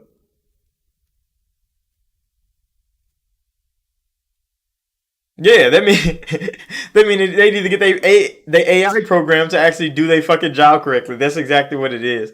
Cause I mean, we all played Skyrim, hopefully, so we kind of know how their procedurally generation works. There's quests on Skyrim that procedurally generates themselves all the time. So Skyrim is an infinitely, continuously playable game because there are always quests getting generated by this random ass AI program. They might be similar quests every time, but you know. That's procedure generation for you. You said 200k lines bugged. That's crazy. If 200k lines of dialogue is bugged, Bethesda need to retire as a gaming development studio. Cause there's no fucking way you got 200,000 lines of dialogue and they all bug. You gotta retire, bro. They gotta retire or they gotta go back to making what they know how to make best, and that's Elder Scrolls. I mean, Avowed is definitely probably going to be better than Starfield. On the premise that Obsidian still hasn't missed in all of their development ventures. So if anybody can bank on anything, is me banking on Obsidian not missing with Avowed. And I played Pillars of Eternity. So I understand the lore behind the universe that they're creating for Avowed. I don't know how they're doing Avowed. Everybody got speculation because they haven't shown anything. But I understand Pillars of Eternity. And that's where they're deriving it from. I got faith in Obsidian to produce a good game in the creation of a world that they built themselves with their own lore, their own funding and shit like that. Now they got Microsoft funding. They got co-op. I mean, I would hate that bitch to have co-op. I'm not even gonna lie to you. I would hate Avowed to have fucking co-op. Because co-op sometimes just it changes the way the game has to entertain you. Because think about that. There's some games that legit my friends will be like, hey, get this game so we can play it together. Because they don't want to play it alone because it's not fun. It's more fun with friends, they say. Why the fuck would I need to play a game that I have to play with somebody else to enjoy myself? Why the fuck would I want to play a game like that? I like multiplayer games, not like I don't. I play sports games, I play shooters. But I can play shooters by myself and have a good old time. I can play story games by myself and have a good old time. I don't need to play fucking co-op to enjoy myself in a game. If I do, the game's bad. Because why the fuck would you need co-op for this game to be fun? You can go solo world Minecraft and have a good time. You don't need to play multiplayer. Because Minecraft is a good game on its own. Yeah, Redfall is going to be like Elder Rings with multiplayer. You could drop in and out. Like, but the world is yours. You have to go progress this bitch. That's a good way. That means these stories are going to be exciting enough to keep you entertained alone. Will you want to do it with friends? Is another thing. But the co-op thing is always going to be a backseat to the actual fucking game. That's why Fable succeeded so well. Because Fable was a co-op game, technically, but it was a single player game. It was built to be enjoyed by yourself, and it was still enjoyable with a friend. It was just enjoyable, just as good by your fucking self, bro. That's why I don't endorse just random fucking co-op in games. Redfall Game of the Year. Uh, if if they could get like if Arcane could get a Game of the Year before Bethesda gets one, that's gonna say a lot. Did Deathloop win Game of the Year? Am I tripping? Did it win last year? No, it didn't. It lost to It Takes Two. Deathloop didn't win no fucking Game of the Year. It Takes Two won Game of the Year over Deathloop. But if Arcane can snatch a Game of the Year award before Bethesda Game Studios does, hey, it's gonna say a lot about a lot about talent, bro. They won GameSpot Game of the Year. Nobody gives a fuck about GameSpot. What does that mean, bro? I could go create a game show right now and give and give any game of the year and say like, hey, look, you won Game of the Year. Congratulations. Come on now, bro. How many Game of the Year awards actually matter to the gaming industry? The Game Awards Game of the Year award because it's the biggest game show in gaming. That's what they put all they funding into that shit. Yeah, Jeff Keighley, bro. The gaming industry literally gave this man the keys to gaming criticism. That's who they chose, bro. They chose him to be the all-defining voice for Game of the Year. We can't really defute the gaming industry. Everybody, like GameSpot, all of them, they work for fucking Jeff Keighley as every year to make the Game Awards happen. So GameSpot giving it to fucking Deathloop means nothing when they help Jeff Keighley get that bitch to It Takes Two. So I mean, to each his own with that one, but that's how it came out, bro. And that's what we got. Until the gaming industry rises up and create their own fucking gaming show that, gets supported by the fans like the Game Awards do. I swear, The Last of Us 2 won Game of the Year. Why? Why? Their fans even hated that game. There's PlayStation fans that didn't like The Last of Us 2. It still won Game of the Year. It was the best game that year. Supposedly. Supposedly.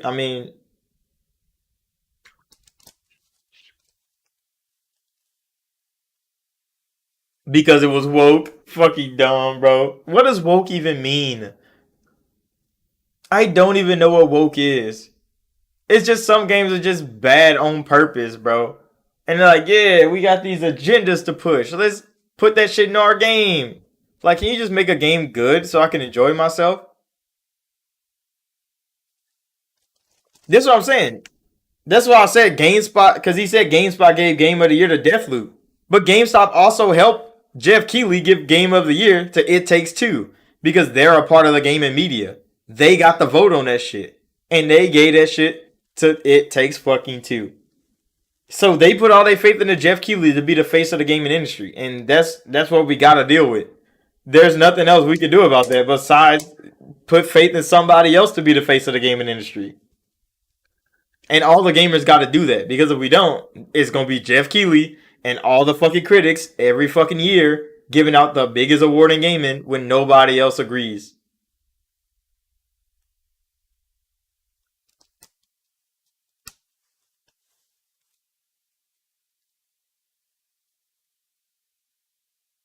You said the face of the gaming industry was like ass. We didn't get to choose our face, bro. The gaming critics chose our face, and they chose fucking Geoff. They chose Geoff as. So we just gotta live with that face, bro. Remember when they was giving his mask out on fucking Fall Guys or some shit? Or was it Among Us? It was one of those weird ass games where they was giving the Jeff Keighley mask out in the game. And literally nobody was picking that bitch up. They look like nobody wants your face on their body, Jeff Keighley. That shit's trash. You said Last of Us 2 wasn't bad because of the agenda. It was trying too hard to be different. And it feels like you got the bad ending of, I mean, on a Telltale game. Facts. Jim Ryan's the face of the gaming industry. I mean, with Sony being number one, being the market leader, that's kind of correct. Because when Jimothy Ryan pull up on any stage and say PlayStation's number one, I mean, if he's PlayStation and he's number one, that means he's number one. We can't really refute those facts, bro. Until we change it. As a fan base, you have to change shit. Or, I mean, you just have to sit here and just, go for the ride. Hey, Don Matrick is my favorite, bro. People can't talk down on Don. I know he fucked up the Xbox One. He fucked up the Xbox One real bad. But the Xbox 360 under Don Matrick was the most profitable thing Microsoft ever had, bro. People forget that part because he ruined the Xbox One. But he literally created the best 360 years we ever had. He created the best 360 years we ever had, bro. He created the original Kinect, which sold 20 million units. He brought streaming to consoles. That nigga Don Matrick was a visionary. His vision was too crazy because he thought the world was ready for all digital console, for digital media, and it wasn't. If the Xbox One came out right now, it would be the biggest console on the market. Because now everybody uses a console for multimedia things, bro. Everybody was just thinking about, oh, I want a gaming console to game. But now everybody on a gaming console watching Netflix. Everybody on a gaming console watching fucking Crunchyroll. Everybody on a gaming console watching fucking HBO Max. Disney Plus. 90% of people not even gaming on a gaming console no more. They're watching YouTube. Don Matrick would have been a visionary if Xbox One came out when the Xbox Series X did. Let these fucking consoles switch places, and that would have been a fucking hit for Don Matrick.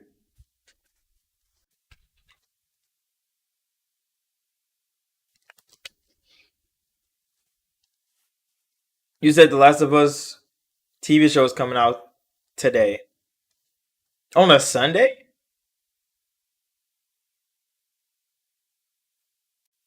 I mean, Don Matrick did, bro. He definitely almost killed the Xbox with the Xbox One. I mean, that's not a lie, but like, I mean, he did so much good for Microsoft that I can't really blame him for one fucking blunder of him seeing a vision that wasn't ready to be recognized.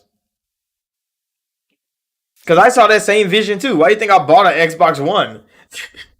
I had the same vision Diametric did, bro. Did it work out? Fuck no, because we ain't had no games for at least like 4 years, bro. I mean, I guess we did have the starter games, but then every studio started getting shut down. Phil came in. He brought us backwards compatibility, and the first game he put backwards compatible is motherfucking Mass Effect.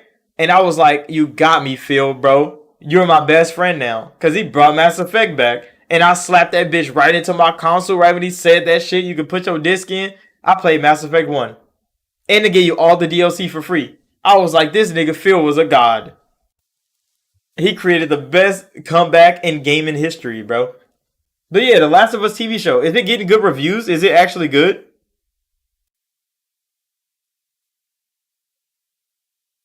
You said Sony got Spider-Man 2 and PlayStation VR 2.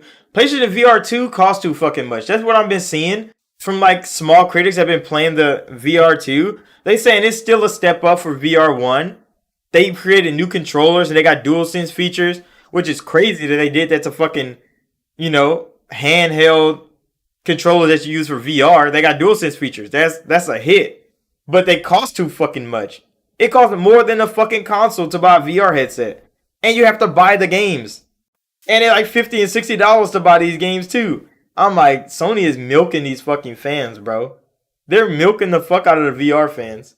Because you don't get any games for free, bro. You literally gotta buy everything. The peripherals, they got like a charging station for your controllers.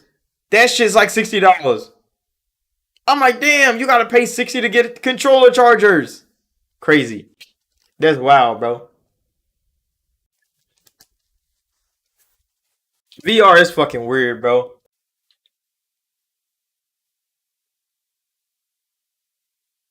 See, I really think Last of Us is overrated as well. I was watching Doc's live stream yesterday, and they was doing like a gamers game show thing. That like King Thrash and them, they all had set up, like the whole gaming community are trying to like set it up, but they talked about like most impactful moment in gaming, and they gave that shit to The Last of Us when Joel get his daughter shot like in the beginning of the game, and every time I see that fucking scene, bro, I always be like, how the fuck did Joel not take a bullet? The man literally let off like 5 or 6 shots. His daughter get hit one time in the stomach. Joel takes no shells at all. And you like what? You just get to live that scene easy, bro. Joel get off with not a scratch on him. And I'm like, how the fuck is that possible, bro? I've seen people get shot in real life. I know how bullets work. There's no fucking way Joel don't take a single shell and his daughter get caught in the stomach. It never sat right to me, bro. And I mean, every time I see that scene, I be looking like, what the fuck is going on here? He is secretly Neo. I mean, he was Neo when he got his fucking knees bashed in by Abby ass, bro. Well, not bashed in, blown off actually. She literally shotgunned the fuck out of his knees.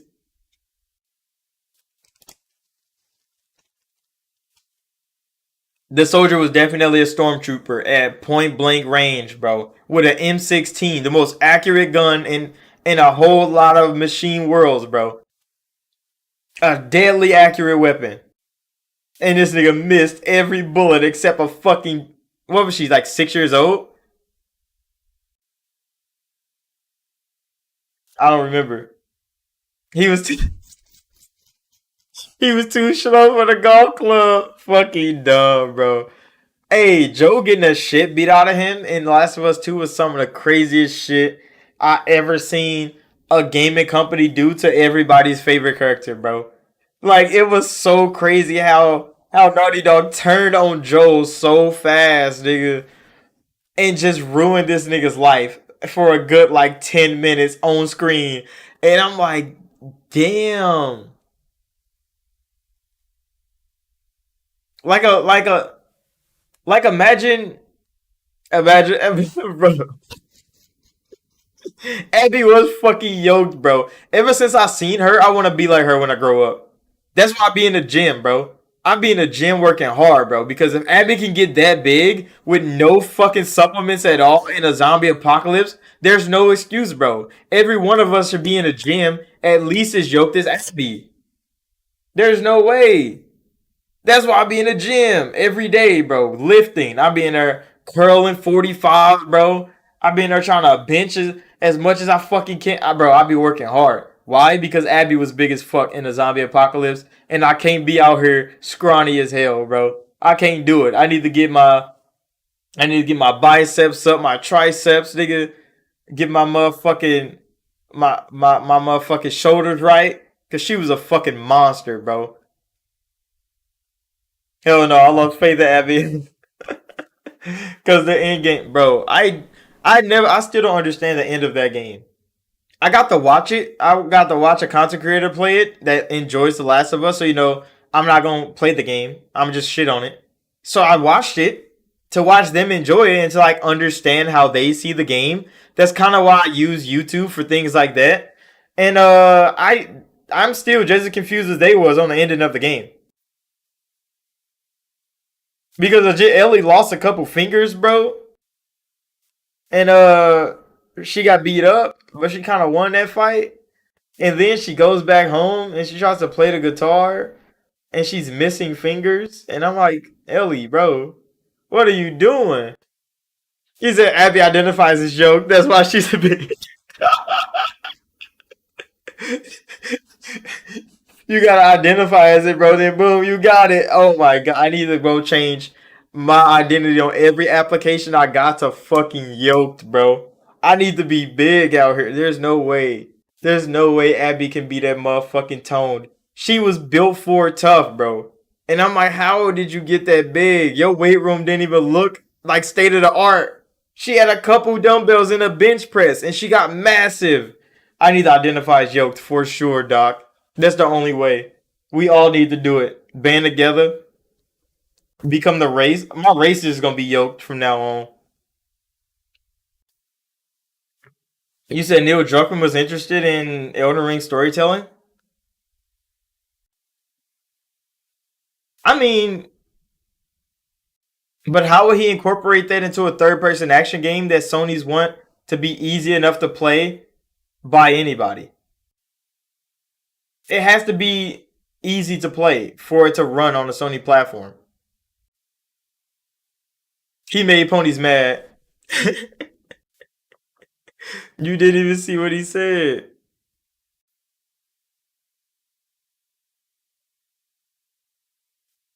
You said watch the clip.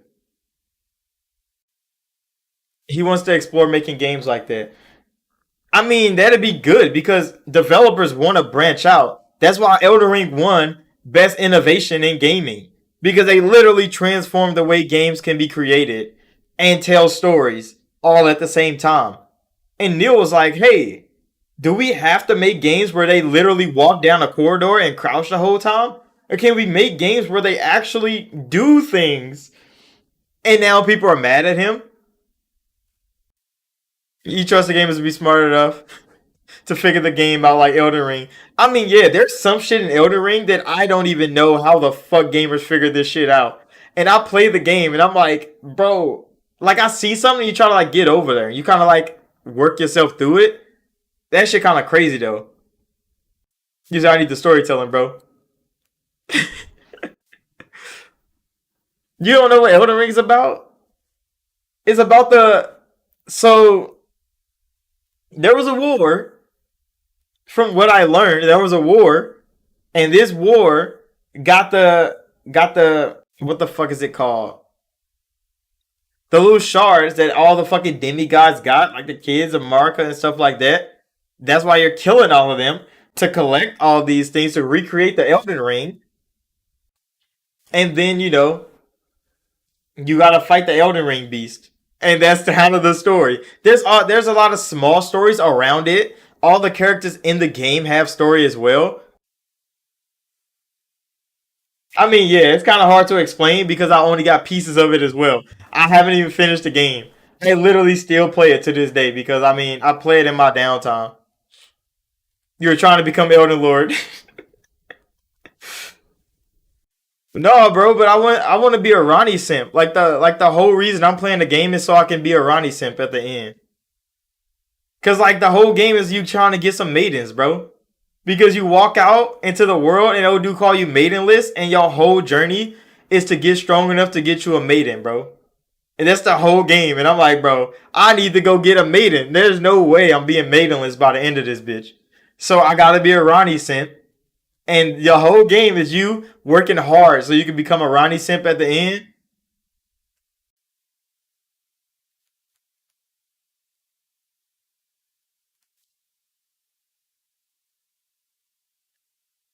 You found out how to think mouse by mistake. Yeah, bro. Bro, in Elden Ring, bro, right when no dude calls you maidenless, you like, what the fuck? Nigga, this niggas I ain't got no bitches, bro. So, hey, you on a quest.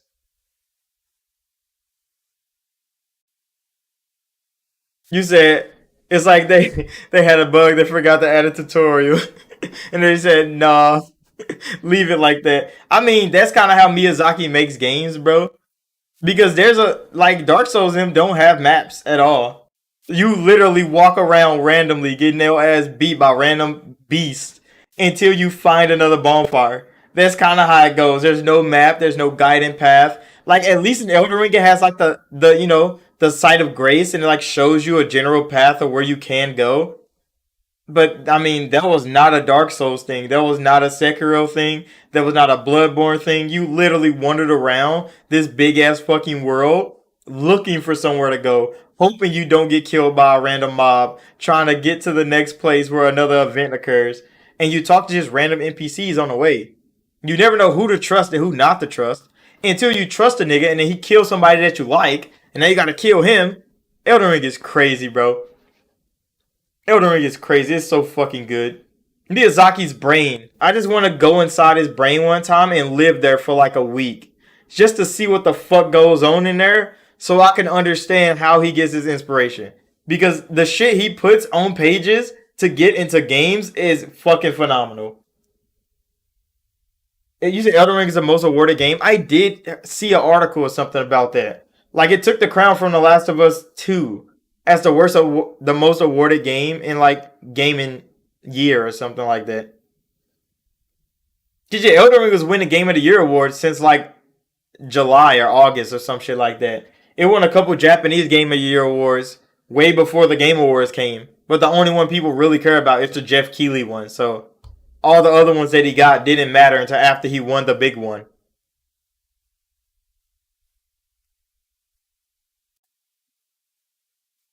You said the thing is he can make great stories because Sekiro is a legit story and I mean Sekiro's story is fucking crazy, bro. But the world around Sekiro's story is what's the craziest part.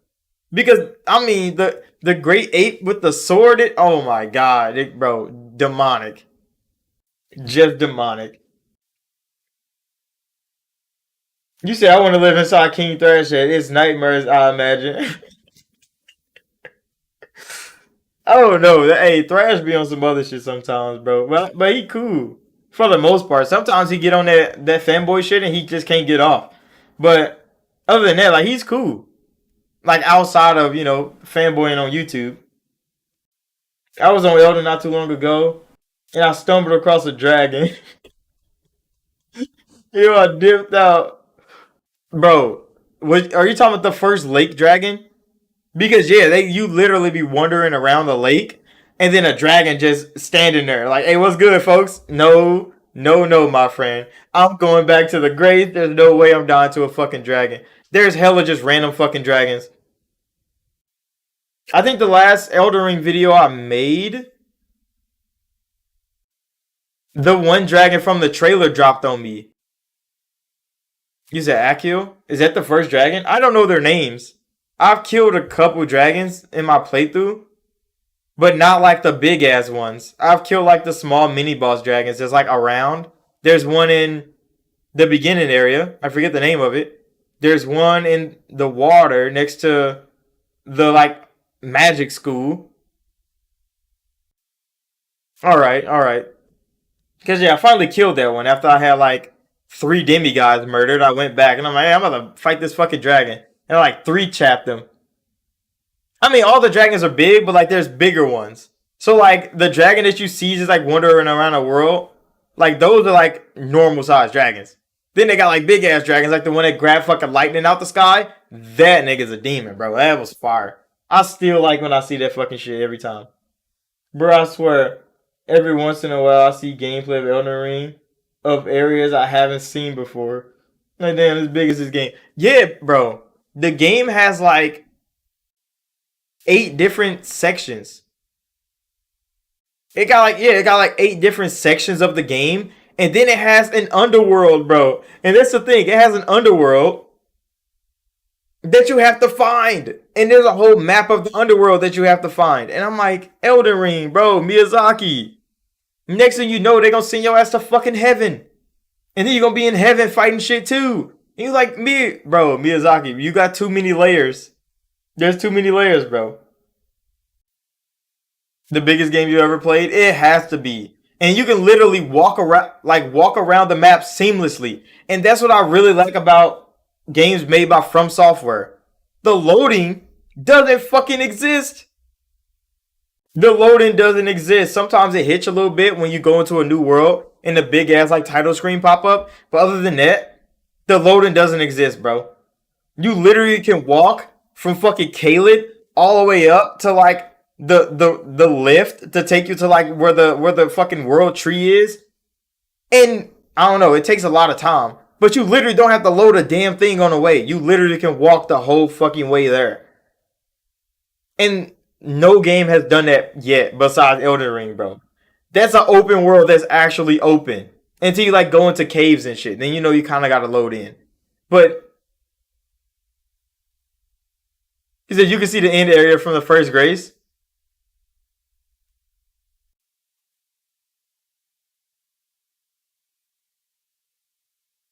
You said Breath of the Wild is open? You said Horizon has zero loading? Are you sure, bro? Because I could have swore Horizon wasn't even open world. I could have swore Horizon was an open world. I could have swore they had parts, and then you load from one part to another, kind of how Dragon Age Inquisition was. I could have swore Horizon Forbidden West was an open world game. It just had open sections because I was watching somebody play it, and they were trying to go into like this forest area, and it was a wall, so you only could walk straight. And I was like, what? He thought you could legit go somewhere, but like, no, you literally had to walk on this path. You use a little thing, you only go up one part of this fucking rock, and he's like, so it's still a corridor. It's still a legit corridor. That shit was not open world, bro. They lied.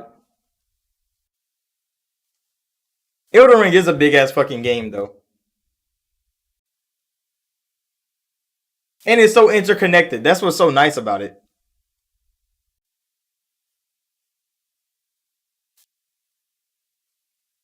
Try to talk about Horizon. Come on now, bro. Come on now. I mean, Halo Infinite is open world until you gotta go do some boss shit and like I actually load the story because like the cutscenes just take you through like the load of the area that you gotta go. But I guess if like once you finish it and you just could just fly around the whole Halo world when you get the fucking plane, then I guess is open. But like at the start of Elden Ring, everything's open. And you could just go any fucking where. right from level zero. Yeah, like the story has parts of the game locked off. So you have to complete those to go to the next part. And progression has pieces blocked off too.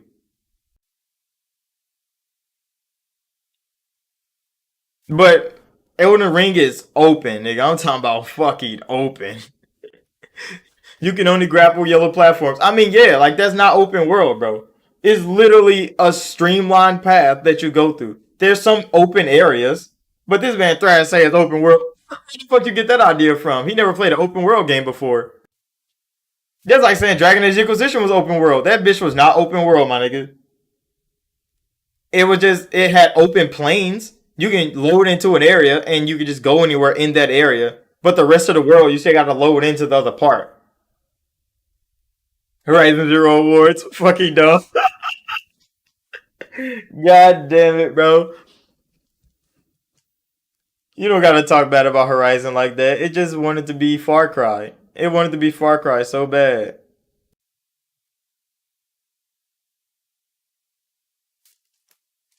But y'all kind of hyped for this Iron Man game coming from Motive.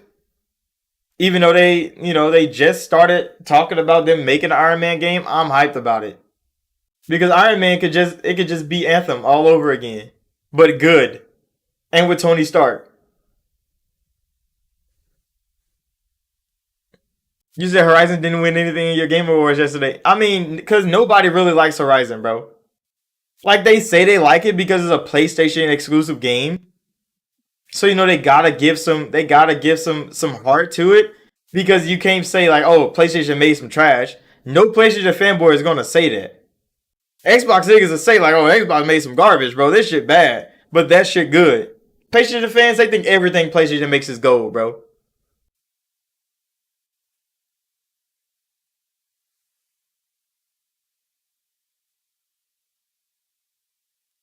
You said Dead Space is made by Motive as well. Yeah, they are the ones. Yeah, they're making Dead Space, but that's almost done though. Like they're marketing the game to release in like a week or two. So I mean, their next game.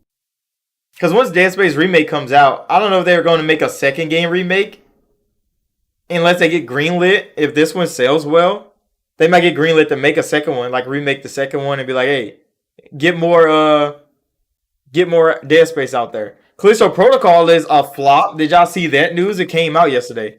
It's a complete fucking flop.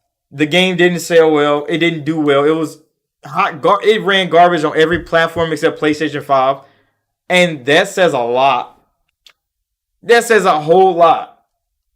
When the weakest of the three platforms have the best running version of your game. It worked for Resident Evil.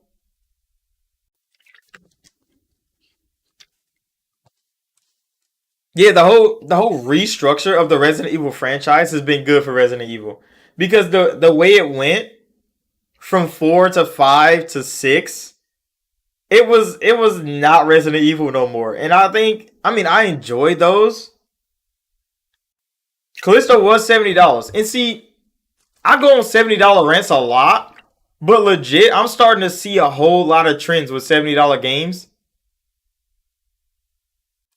Callisto Protocol was banking on everybody believing that this man that created Dead Space was gonna make another hit. When he doesn't even get credit for fucking Dead Space, bro.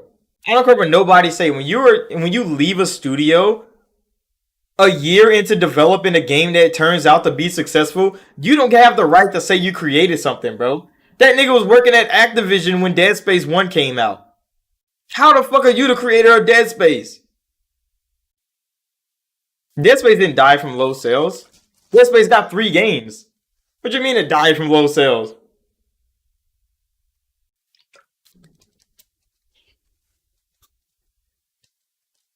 You said they focus on season pass instead of polishing game. Yeah. Like, Callisto Protocol had the wrong things in mind when they made this fucking game. And they banked on the hype of Dead Space fans everywhere that they was going to help this game succeed. And then EA announced Dead Space Remake. And it was like, good luck, Callisto Protocol. Because, hey, Isaac is... Isaac Clarke has a name, bro.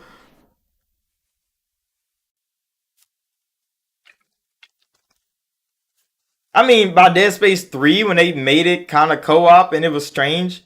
But like Dead Space stopped selling, yeah. At the third game. But when you get 3 games, you can't say, oh, because of low sales. They fired everybody too. You gotta remember, EA was shutting down every fucking studio and consolidating them all into what? Motive. EA Motive has like 4 studios in it. EA shut all of them down. Holy shit. And one of those studios was creating Dead Space. And they was like, yep, you're not making enough money for us now. Your Motive. That's exactly what they did. So, Dead Space Studio is Motive. A lot of those studios EA shut down are all into Motive, or they all left to go do something different. But yeah, that's kind of EA's fault that the studio, wasn't it like Redwood or some shit that was creating Dead Space? Is Motive now. And now Motive is remaking Dead Space.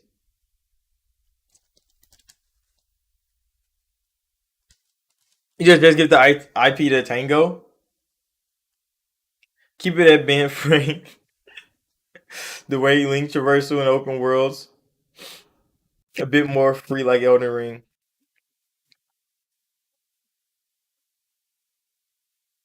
You said the weird part about Callisto Protocol is classified as Quad A, which bigger budget than AAA. Wait, where the fuck they get the funding from to make a quadruple A game that comes out at $70 and that broken on everybody's platform except PlayStation 5? See, there's so much controversy around fucking $70 games, bro. And I get annoyed seeing $70 games because now every game is $70. Even Microsoft is doing that shit. And they still haven't fucking earned it. But they're asking for it. Hey, I can't really refute that. But you know what I've noticed? $70 games that come out cross-gen, they don't support the mid-gen refreshes of last-gen's games no more. So I've seen games come out that are cross-gen, or that are coming out that are cross-gen. So like, what is it called? Hogwarts Legacy is coming out. It's cross-gen. It's $70 on PlayStation 5, on Xbox Series X. It's $60 on PC, which I'm probably gonna buy there. But it's $60 on the old gen consoles too. But on the next gen, I mean on the mid gen refreshes of those consoles, they only get 30 frames per second. When the Xbox One X and the PlayStation 4 Pro got plenty of 60 frame per second games. They might be running at 1080p, they might be running at 1440p, but those games can run 60 frames, yet the developers won't give them 60 frames because it wouldn't warrant $70 to put that shit on Xbox Series X and PlayStation 5. And I'm like, that is what they're doing to sell $70 games now. They literally holding 60 frames to next gen. When the Xbox One X and PlayStation 4 Pro can definitely do 60 frames on these cross-gen games. They just don't support it on the last gen platforms so they can sell these fucking games at $70, bro. And I'm like, that's a shiesty ass move by the gaming community. I mean, by the gaming development. The gaming industry in general. That's a shiesty ass move. Because if you still on Xbox One X and you buy Hogwarts Legacy, you just get the 4K 30 version of Hogwarts Legacy that people get. You said it runs 5 FPS on the Switch. I mean, that's the bro. The Switch has so many good games. I wouldn't even. I don't think you need Hogwarts Legacy, bro. Even I mean, if you're a Hogwarts fan, then it works. But yeah, them doing the old gen versions dirty just so they can sell the game at $70. It's kind of trash, bro. And I kind of just want to buy the old gen version of the game just to just be like, yeah, fuck it, bro. Because I'm not about to pay $70 for a $60 game because you want to hold 60 frames. You just say play play Harry Potter Legos. I mean, I could play it on Steam Deck instead. Not even, bro. Gotham had the guts to be 30 frames and charge 70. I mean, yeah. And that was just the old gen version of the game, too. Where the fuck was the next gen version of Gotham Knights? Because remember, they canceled the cross gen version of the game and only sold it next gen because they wanted to get the game out. But they sold everybody the cross gen version of the game. No next gen features are in that game at all. And they're like, yep, this is a $70 game. And I'm like, no, the fuck is not. I don't know what a $70 game is. I know what a $60 game is, and it won fucking Game of the Year. So if you're not better than Elden Ring, you're not getting my money. And that's how I've judged every game since Elden Ring has came out. If you're not building Elden Ring, you're not getting more than $50 from me, bro. If Starfield's 30 frames, that is going to be sad. That is going to be sad because Skyrim is 60 frames. What is it called? Fallout 4 is 60 frames.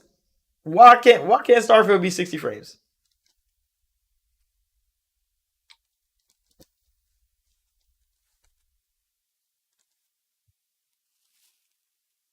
You say you're just renting for Xbox, you'll take no risk.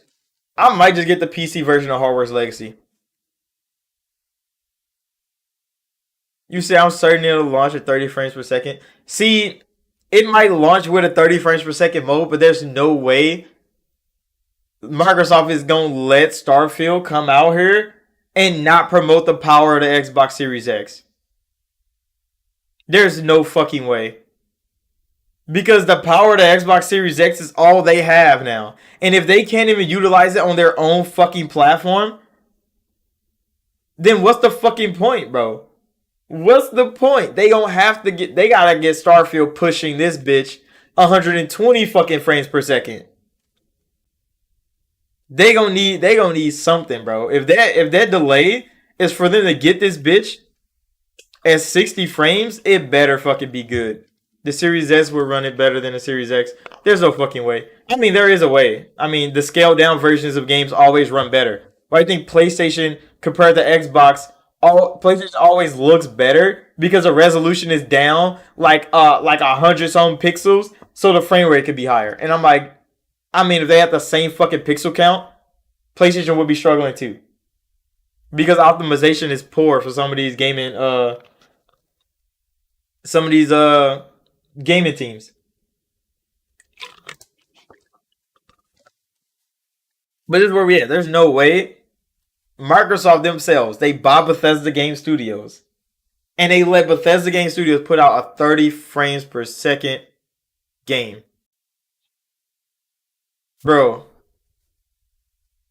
I will in my Xbox Series X at 1080p, guaranteed 60 frames. Not all games, bro. I mean, that's because a lot of games they really like game developers were literally doing 60 frames with less silicone just 3 years ago. Are people forgetting that, bro? People are forgetting that. The Xbox One X had 60 frames per second games on it.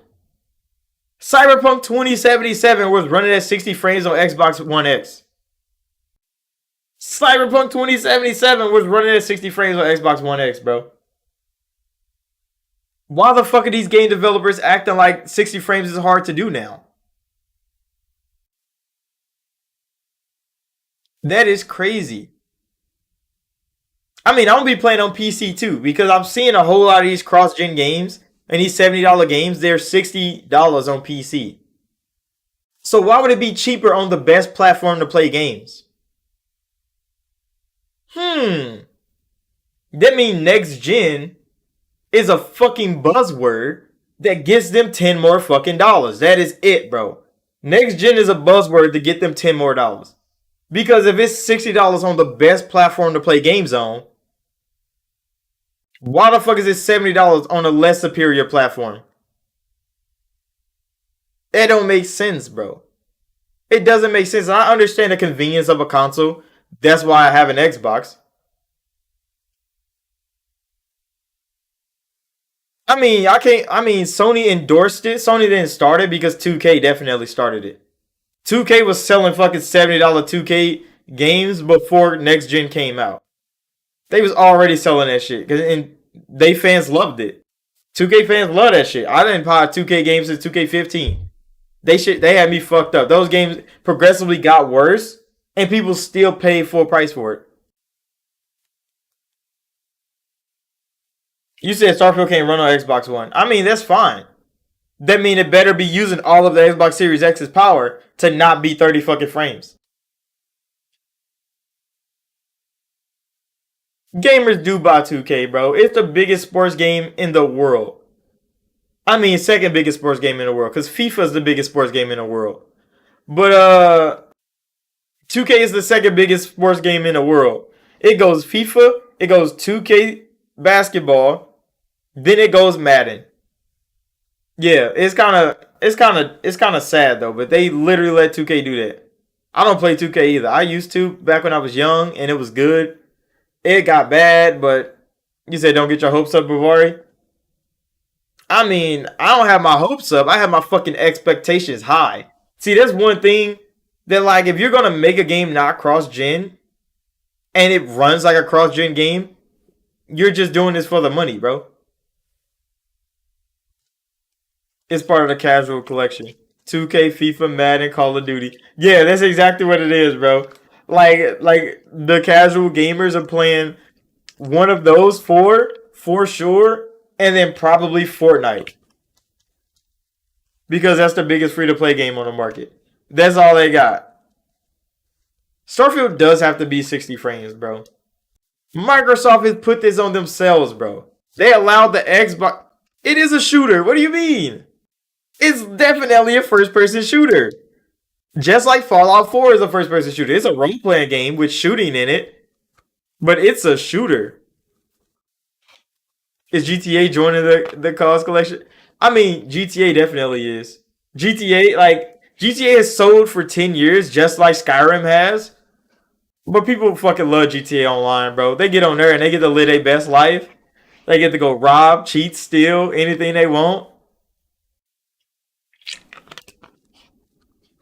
You said you would love a 60 FPS? I mean, we all would. That's why we can't just let them not deliver it.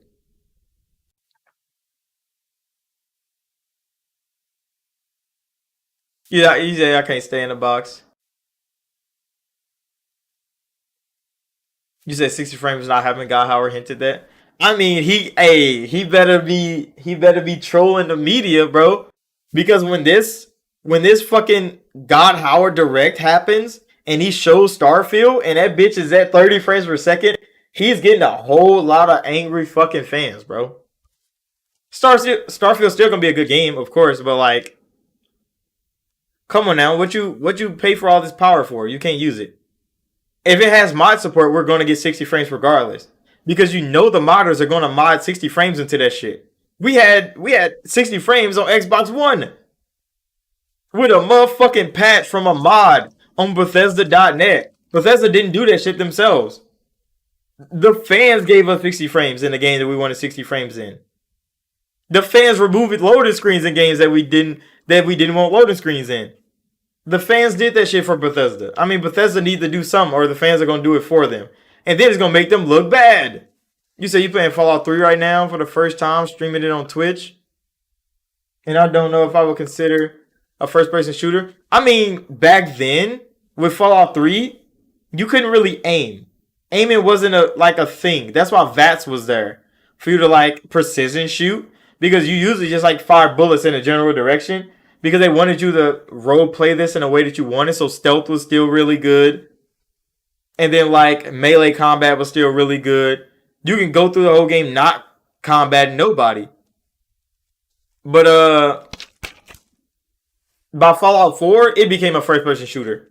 You literally was walking people down with machine guns in Fallout 4. You said Starfield definitely 30 frames game. What did you say before that? He said I prefer 30 frames for games like Starfield to show fidelity and 60 frames for games like Forza. But I mean, Forza is going to be the best looking, best running game to launch in the next like 4 years. Forza Motorsport is definitely going to show the power of the Xbox. They do that every Forza Motorsport.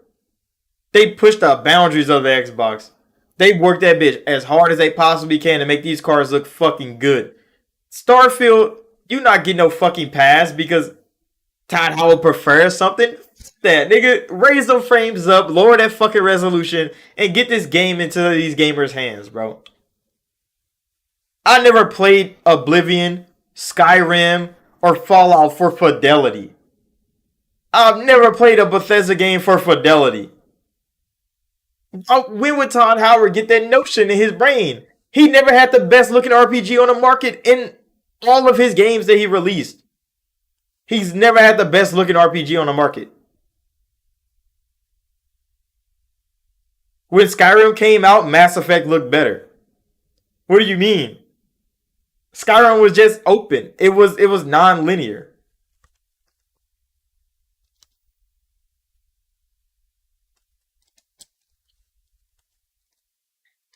I mean, yeah, it's going to be like Fallout Skyrim in space because those are the only two references that we have.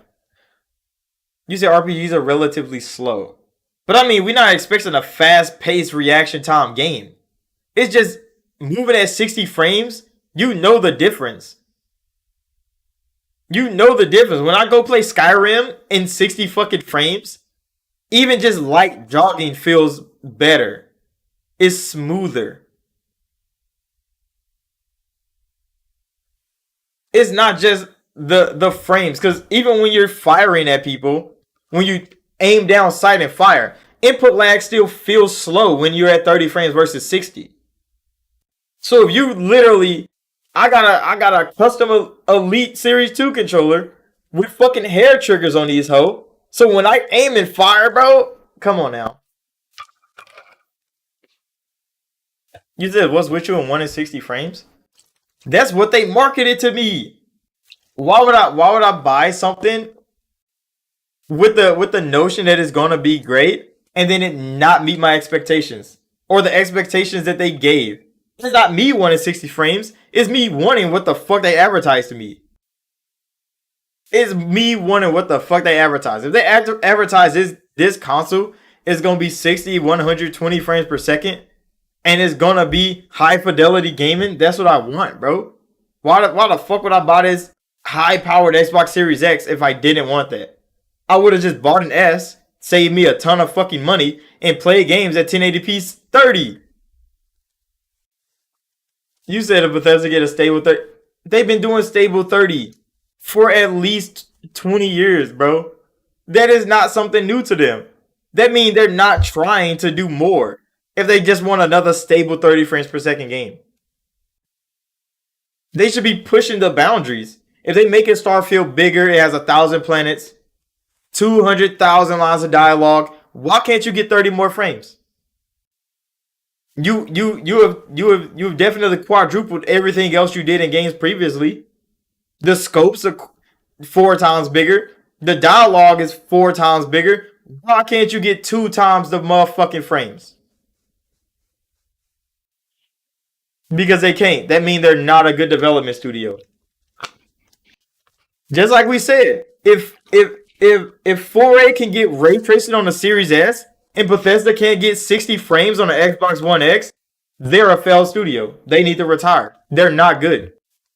Optimization is not their strong suit. I mean, if they're not turned 10, it was gonna show. And that means Bethesda is not as good as we thought they were. They're not as good as we thought they were. Because Bethesda is supposed to be a big AAA studio. They're supposed to be creating the best games, but they can't give you the best version of their games on the platform that they work for. The PC is definitely going to have Starfield at 60. Starfield at 120. They're going to be running this bitch at fucking 360 frames per second. They're going to push the fuck out of Starfield. And then us on the Xbox, who owns Bethesda, is going to be running this bitch at 30.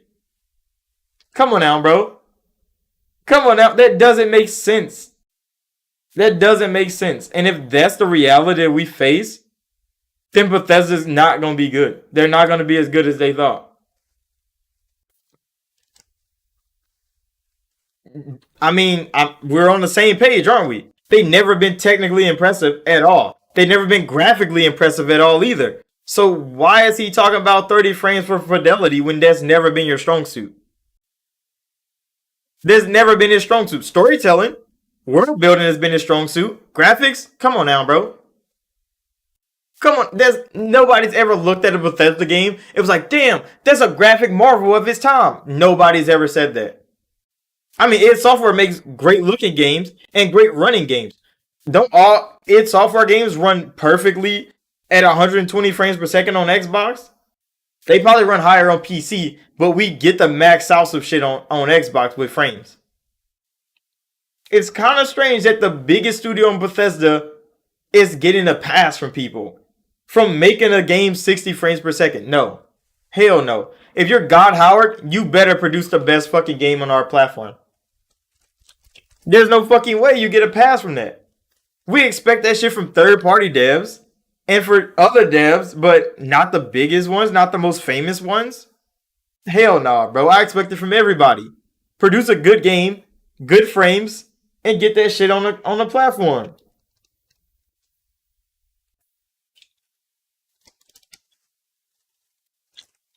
If they cap it at 30 in the cloud, that's fine. You said they have to change the engine, which is impossible. No, they updated the creation engine. We all heard when they talked about that. They didn't want to switch engines. He's one to update the creation engine, which he did. You updated the creation engine. He definitely released fucking Skyrim Anniversary, which has 60 frames Skyrim in it. That means the creation engine has 60 frames per second in Skyrim, bro.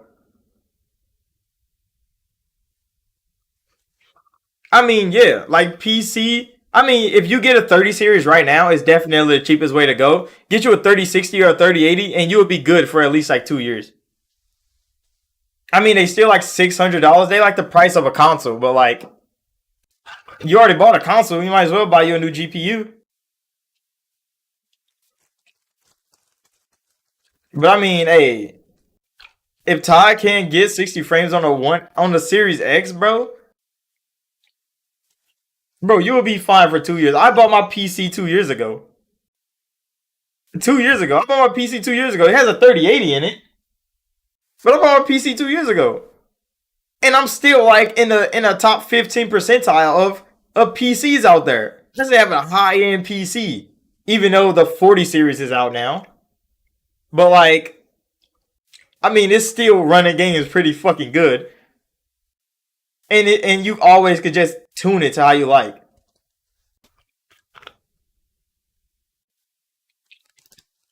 I mean, 2 years ago was 2 years ago. I might have 2 more years. It like you can keep it for longer. It's not like you can't.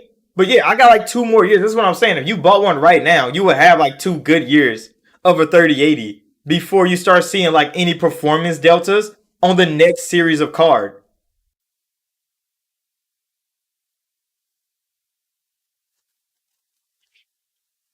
Yeah, so like 2 years already passed for my 2 years. So I have 2 more years. So I'm saying if you get in now with a 3080, you get 2 good years before you start seeing a performance difference in the next cards coming after the one that you have. But like if you buy like a 2080 Ti, those are still pushing good numbers. You probably playing at 1080p, but you're still pushing real good fucking numbers with graphic settings up. So PC is a different breed of gaming because you have to like find settings that match you.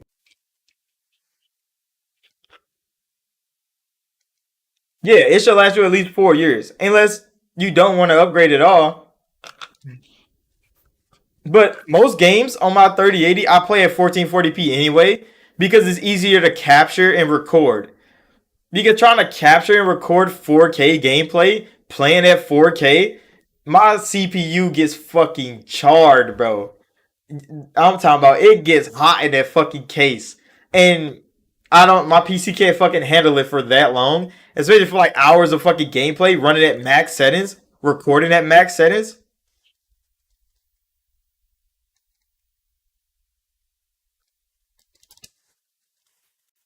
I just finished my water.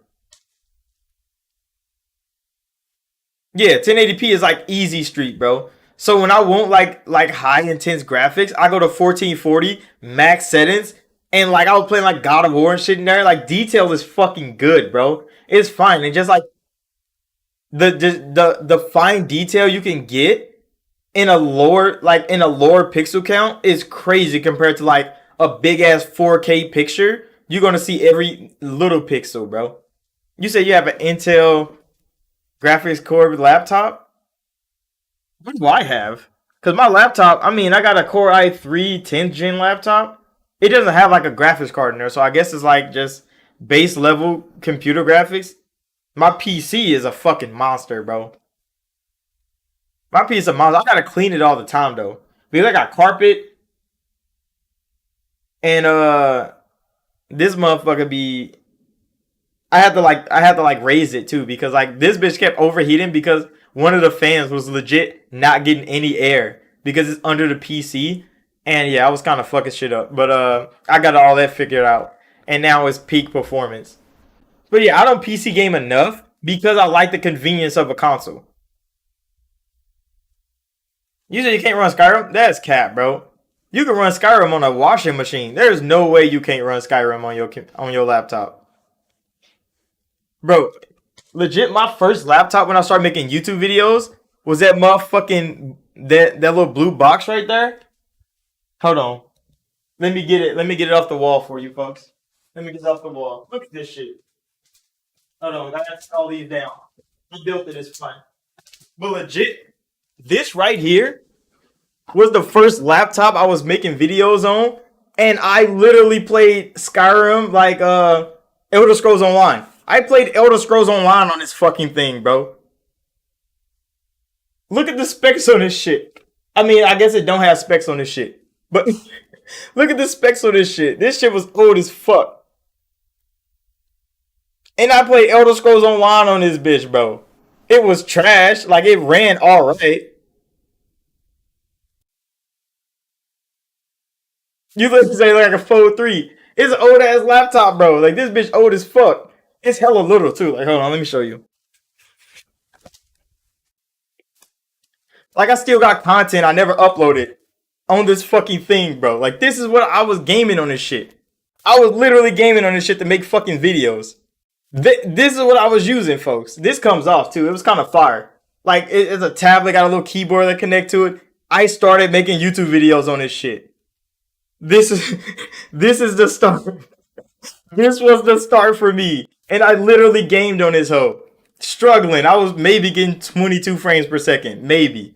Struggling to make content, but I mean, I did it. We all got to start somewhere, bro, and this is where I started. And now that laptop right there, that was my next level up to start like making videos. I start editing on there and stuff like that. And then I got my fucking PC. Then I got my PC. But yeah, before that, it was this. And look, this whole takes a fucking SD card. So hold on, let me get this bitch back out the box. Cause it's kinda wild. Where the fuck is it? So this bitch still got the SD card in there. This is how you put storage on this fucking laptop. Because I didn't have storage. Fucking SD card in for a phone, bro. How many gigs was this? It was 32 gigs. This is all I had, bro. It just works. But yeah, that's how I was pushing it in the beginning times, bro. So when you go see my old videos, go back and just watch like my oldest videos. Yeah, they're fucking garbage. I'm gonna tell you right now, they're bad. But like this is what I was working with, folks. I had no camera, no mic, just this bad boy right here. Yes, bro. It got a fucking SD card. This is what I had. This is what I had, a 32 gig SD card. Bro, it's micro SD 1, nigga. This is a 1.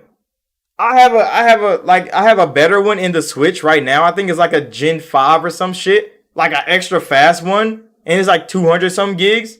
This is all I had. Nigga, this was my life, bro. It was crazy. So yeah, I came a long way, and I'm kind of happy for my gaming journey.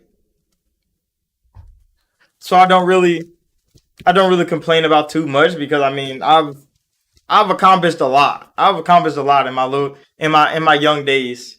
But like, you can sit that back right there. That was the start. Metro Last Light is $4. Exodus is 7 on Xbox or on Steam. Cause I'm about to go cop. Cause I don't have Last Light. No, I don't have Exodus. That's the one I don't have.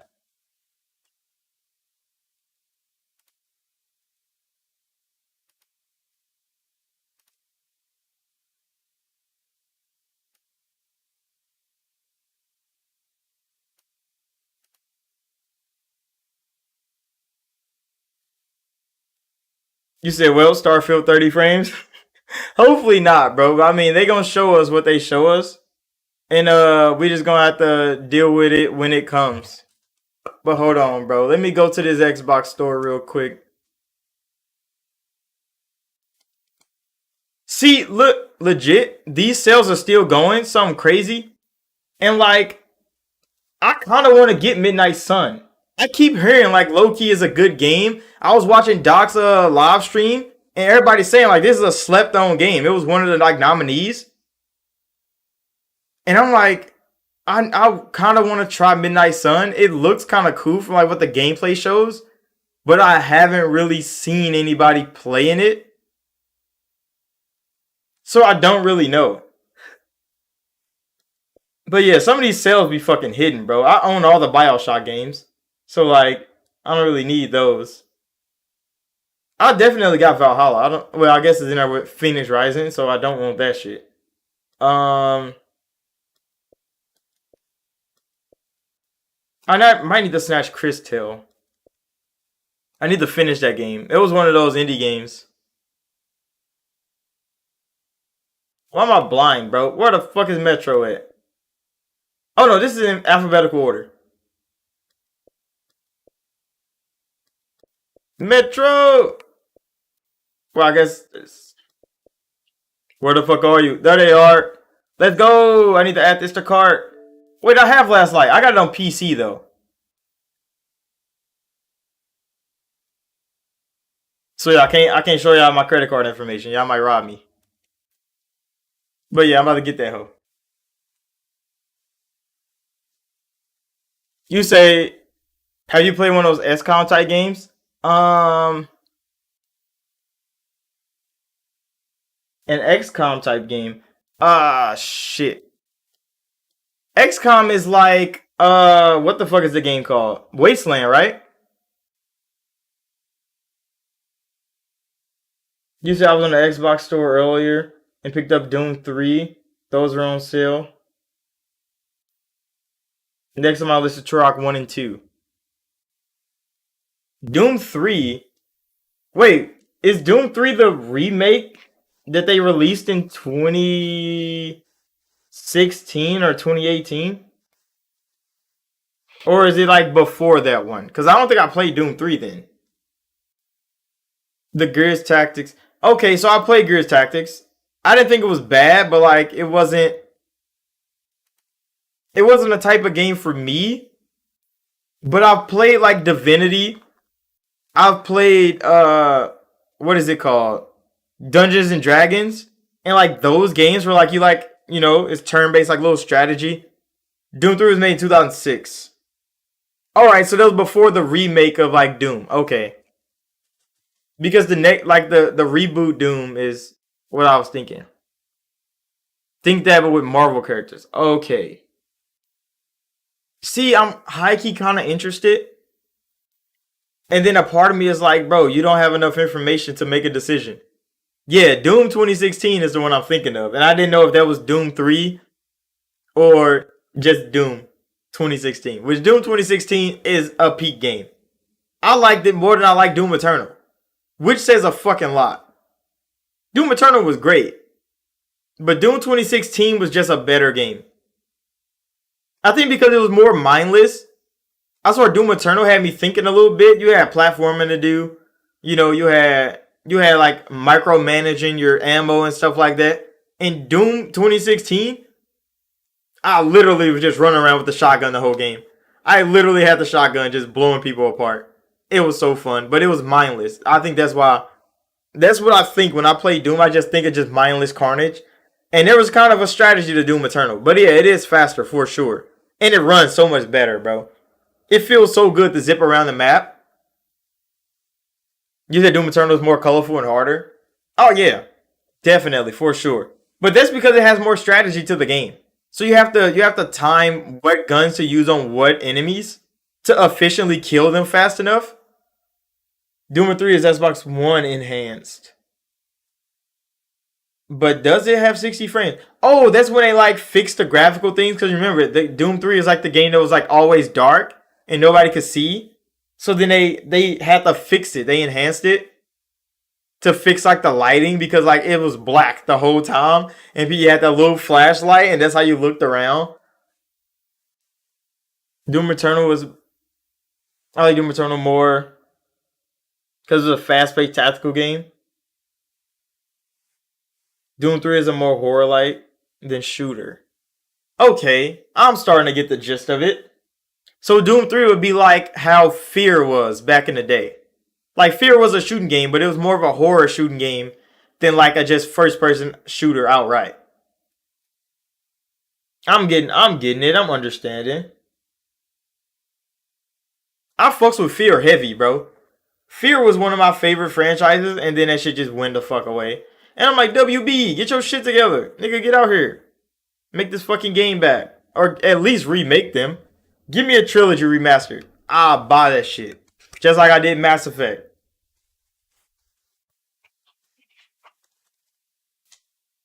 But yeah, I'm high key about to go play fucking Metro Exodus. I would be recording more videos, but literally my capture card would just fucking shit out on me mid-recording. And that shit hurts my soul. Batman Arkham Knight is $4. I have that game, I think. Because I have Arkham Asylum, Arkham City, and I believe I got Arkham Knight as well. Doom 3, I kind of want to... I'll think about it. I don't have time, bro, because I've been playing Persona since it came out on Game Pass, bro, that I've literally put so many games on the back burner for Persona 5. And now Persona 4 is coming. And I'm like, fuck. So I went back and played Lost Planet. It's still good. I played the first Lost Planet. That was it. And I think I played it on 360. And that shit was kind of fun. I didn't like the shooting in that game to begin with. Like, so when I first played it as a kid, and like the camera was also the aim in that game. And I was like, why the fuck am I aiming and looking with the same button, bro? I mean, with the same analog. It was so weird. But I kind of adjusted to it and played through the game more. It was actually pretty good. You said Lost Planet 2 was free on Games with Gold, and I fucking missed it for sure, bro. Cause I don't think I have Lost Planet 2. I don't think I have it. Let's go. I need Lost Planet. Search button. Come on.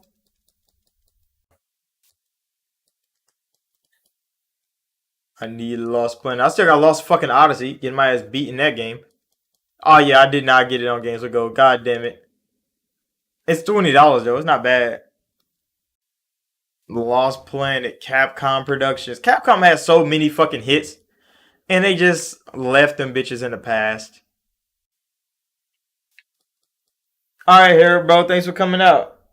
What time is it, bro? We've been streaming for 2.5 hours. We actually need to end the stream. Actually, holy shit! I forgot we were streaming for this goddamn long. Hold on, we gotta cut it. We gotta cut it. Just picked up Dead to Rights as well, and I was surprised with 1X Enhanced. There's a lot of 1X Enhanced games that run so good on Xbox Series X because just the little bit of more power that it gives, the enhancements of 1X. That's why $70 games don't fucking support cross gen like 60 frames. But yeah, we've been streaming for hells, bro. I need to go make some food. I mean, I don't got work tomorrow, so I mean, I can still be up. I need to make some content too. I need to go become a content creator a little bit. So we gonna end the video right here. I mean the stream. Oh no, bro, we cool. We was in here vibing for 2 hours, bro. This is good. This is what I enjoy. But yeah, we about to go play some games. I'm definitely about to go fuck around and play Metro Exodus because I think I have it on PC. I think that's why I didn't buy it on console. I think I got it on PC actually. Cause that's where I have Metro 2040 something. 2033, is that the first Metro game? And yeah, do you play Apex? Yeah, 2033. Yeah, I have the original 2 on PC. I think that's where I got Metro Exodus at. Cause Metro 2033, based off the book. Metro 2033. Oh wow. Get out here, Steam. Yeah, I got them on PC. Last Light is the second one. That's the one I played the most. He said, "You play Apex, bro?" See, I don't play Apex. See, I play Apex with my friend them, but then they never fucking play Apex. So then I just deleted fucking Apex. So now I just play Halo and I play Battlefield 2042. Those are the two shooters that I play now. Cause I'm like, I mean, these are ones that I enjoy. I can play alone. And I mean, Apex is cool and all, but like, I stopped playing Battle Royale games around PUBG's time. So when PUBG was up, when Mixer was dying and PUBG was up, that was like the last time I really liked playing Battle Royale.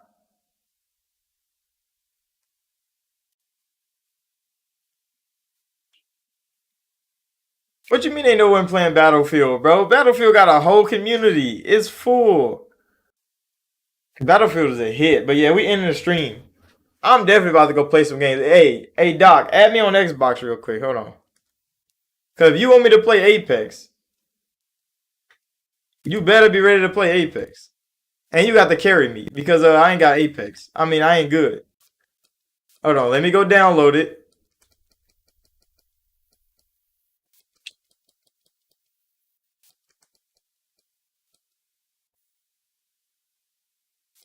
There it is, Apex.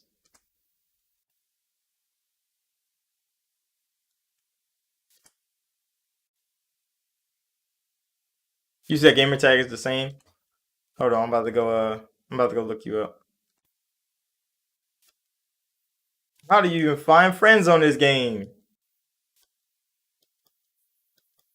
Cause I don't look people up too often. There it is.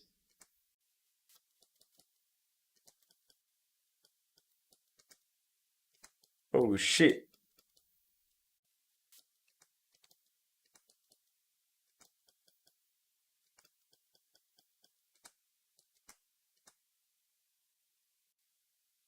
This shit loading. It's taking forever.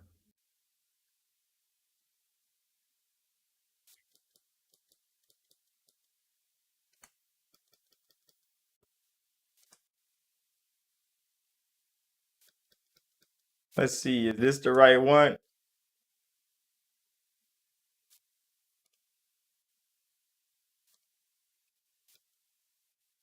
Let's go. All right, I added you. So now I'm downloading Apex. I added you. We could probably link once it's done downloading anyway. Because I mean, I'm about to end the stream. So thank everybody for coming out. Another successful gaming news weekly. It's always cool. We out chilling. And I'll see y'all in the next one. I'll hike. Keep about to go get some food for sure, bro. For sure. And then when Apex is done, we're gonna link on some Apex.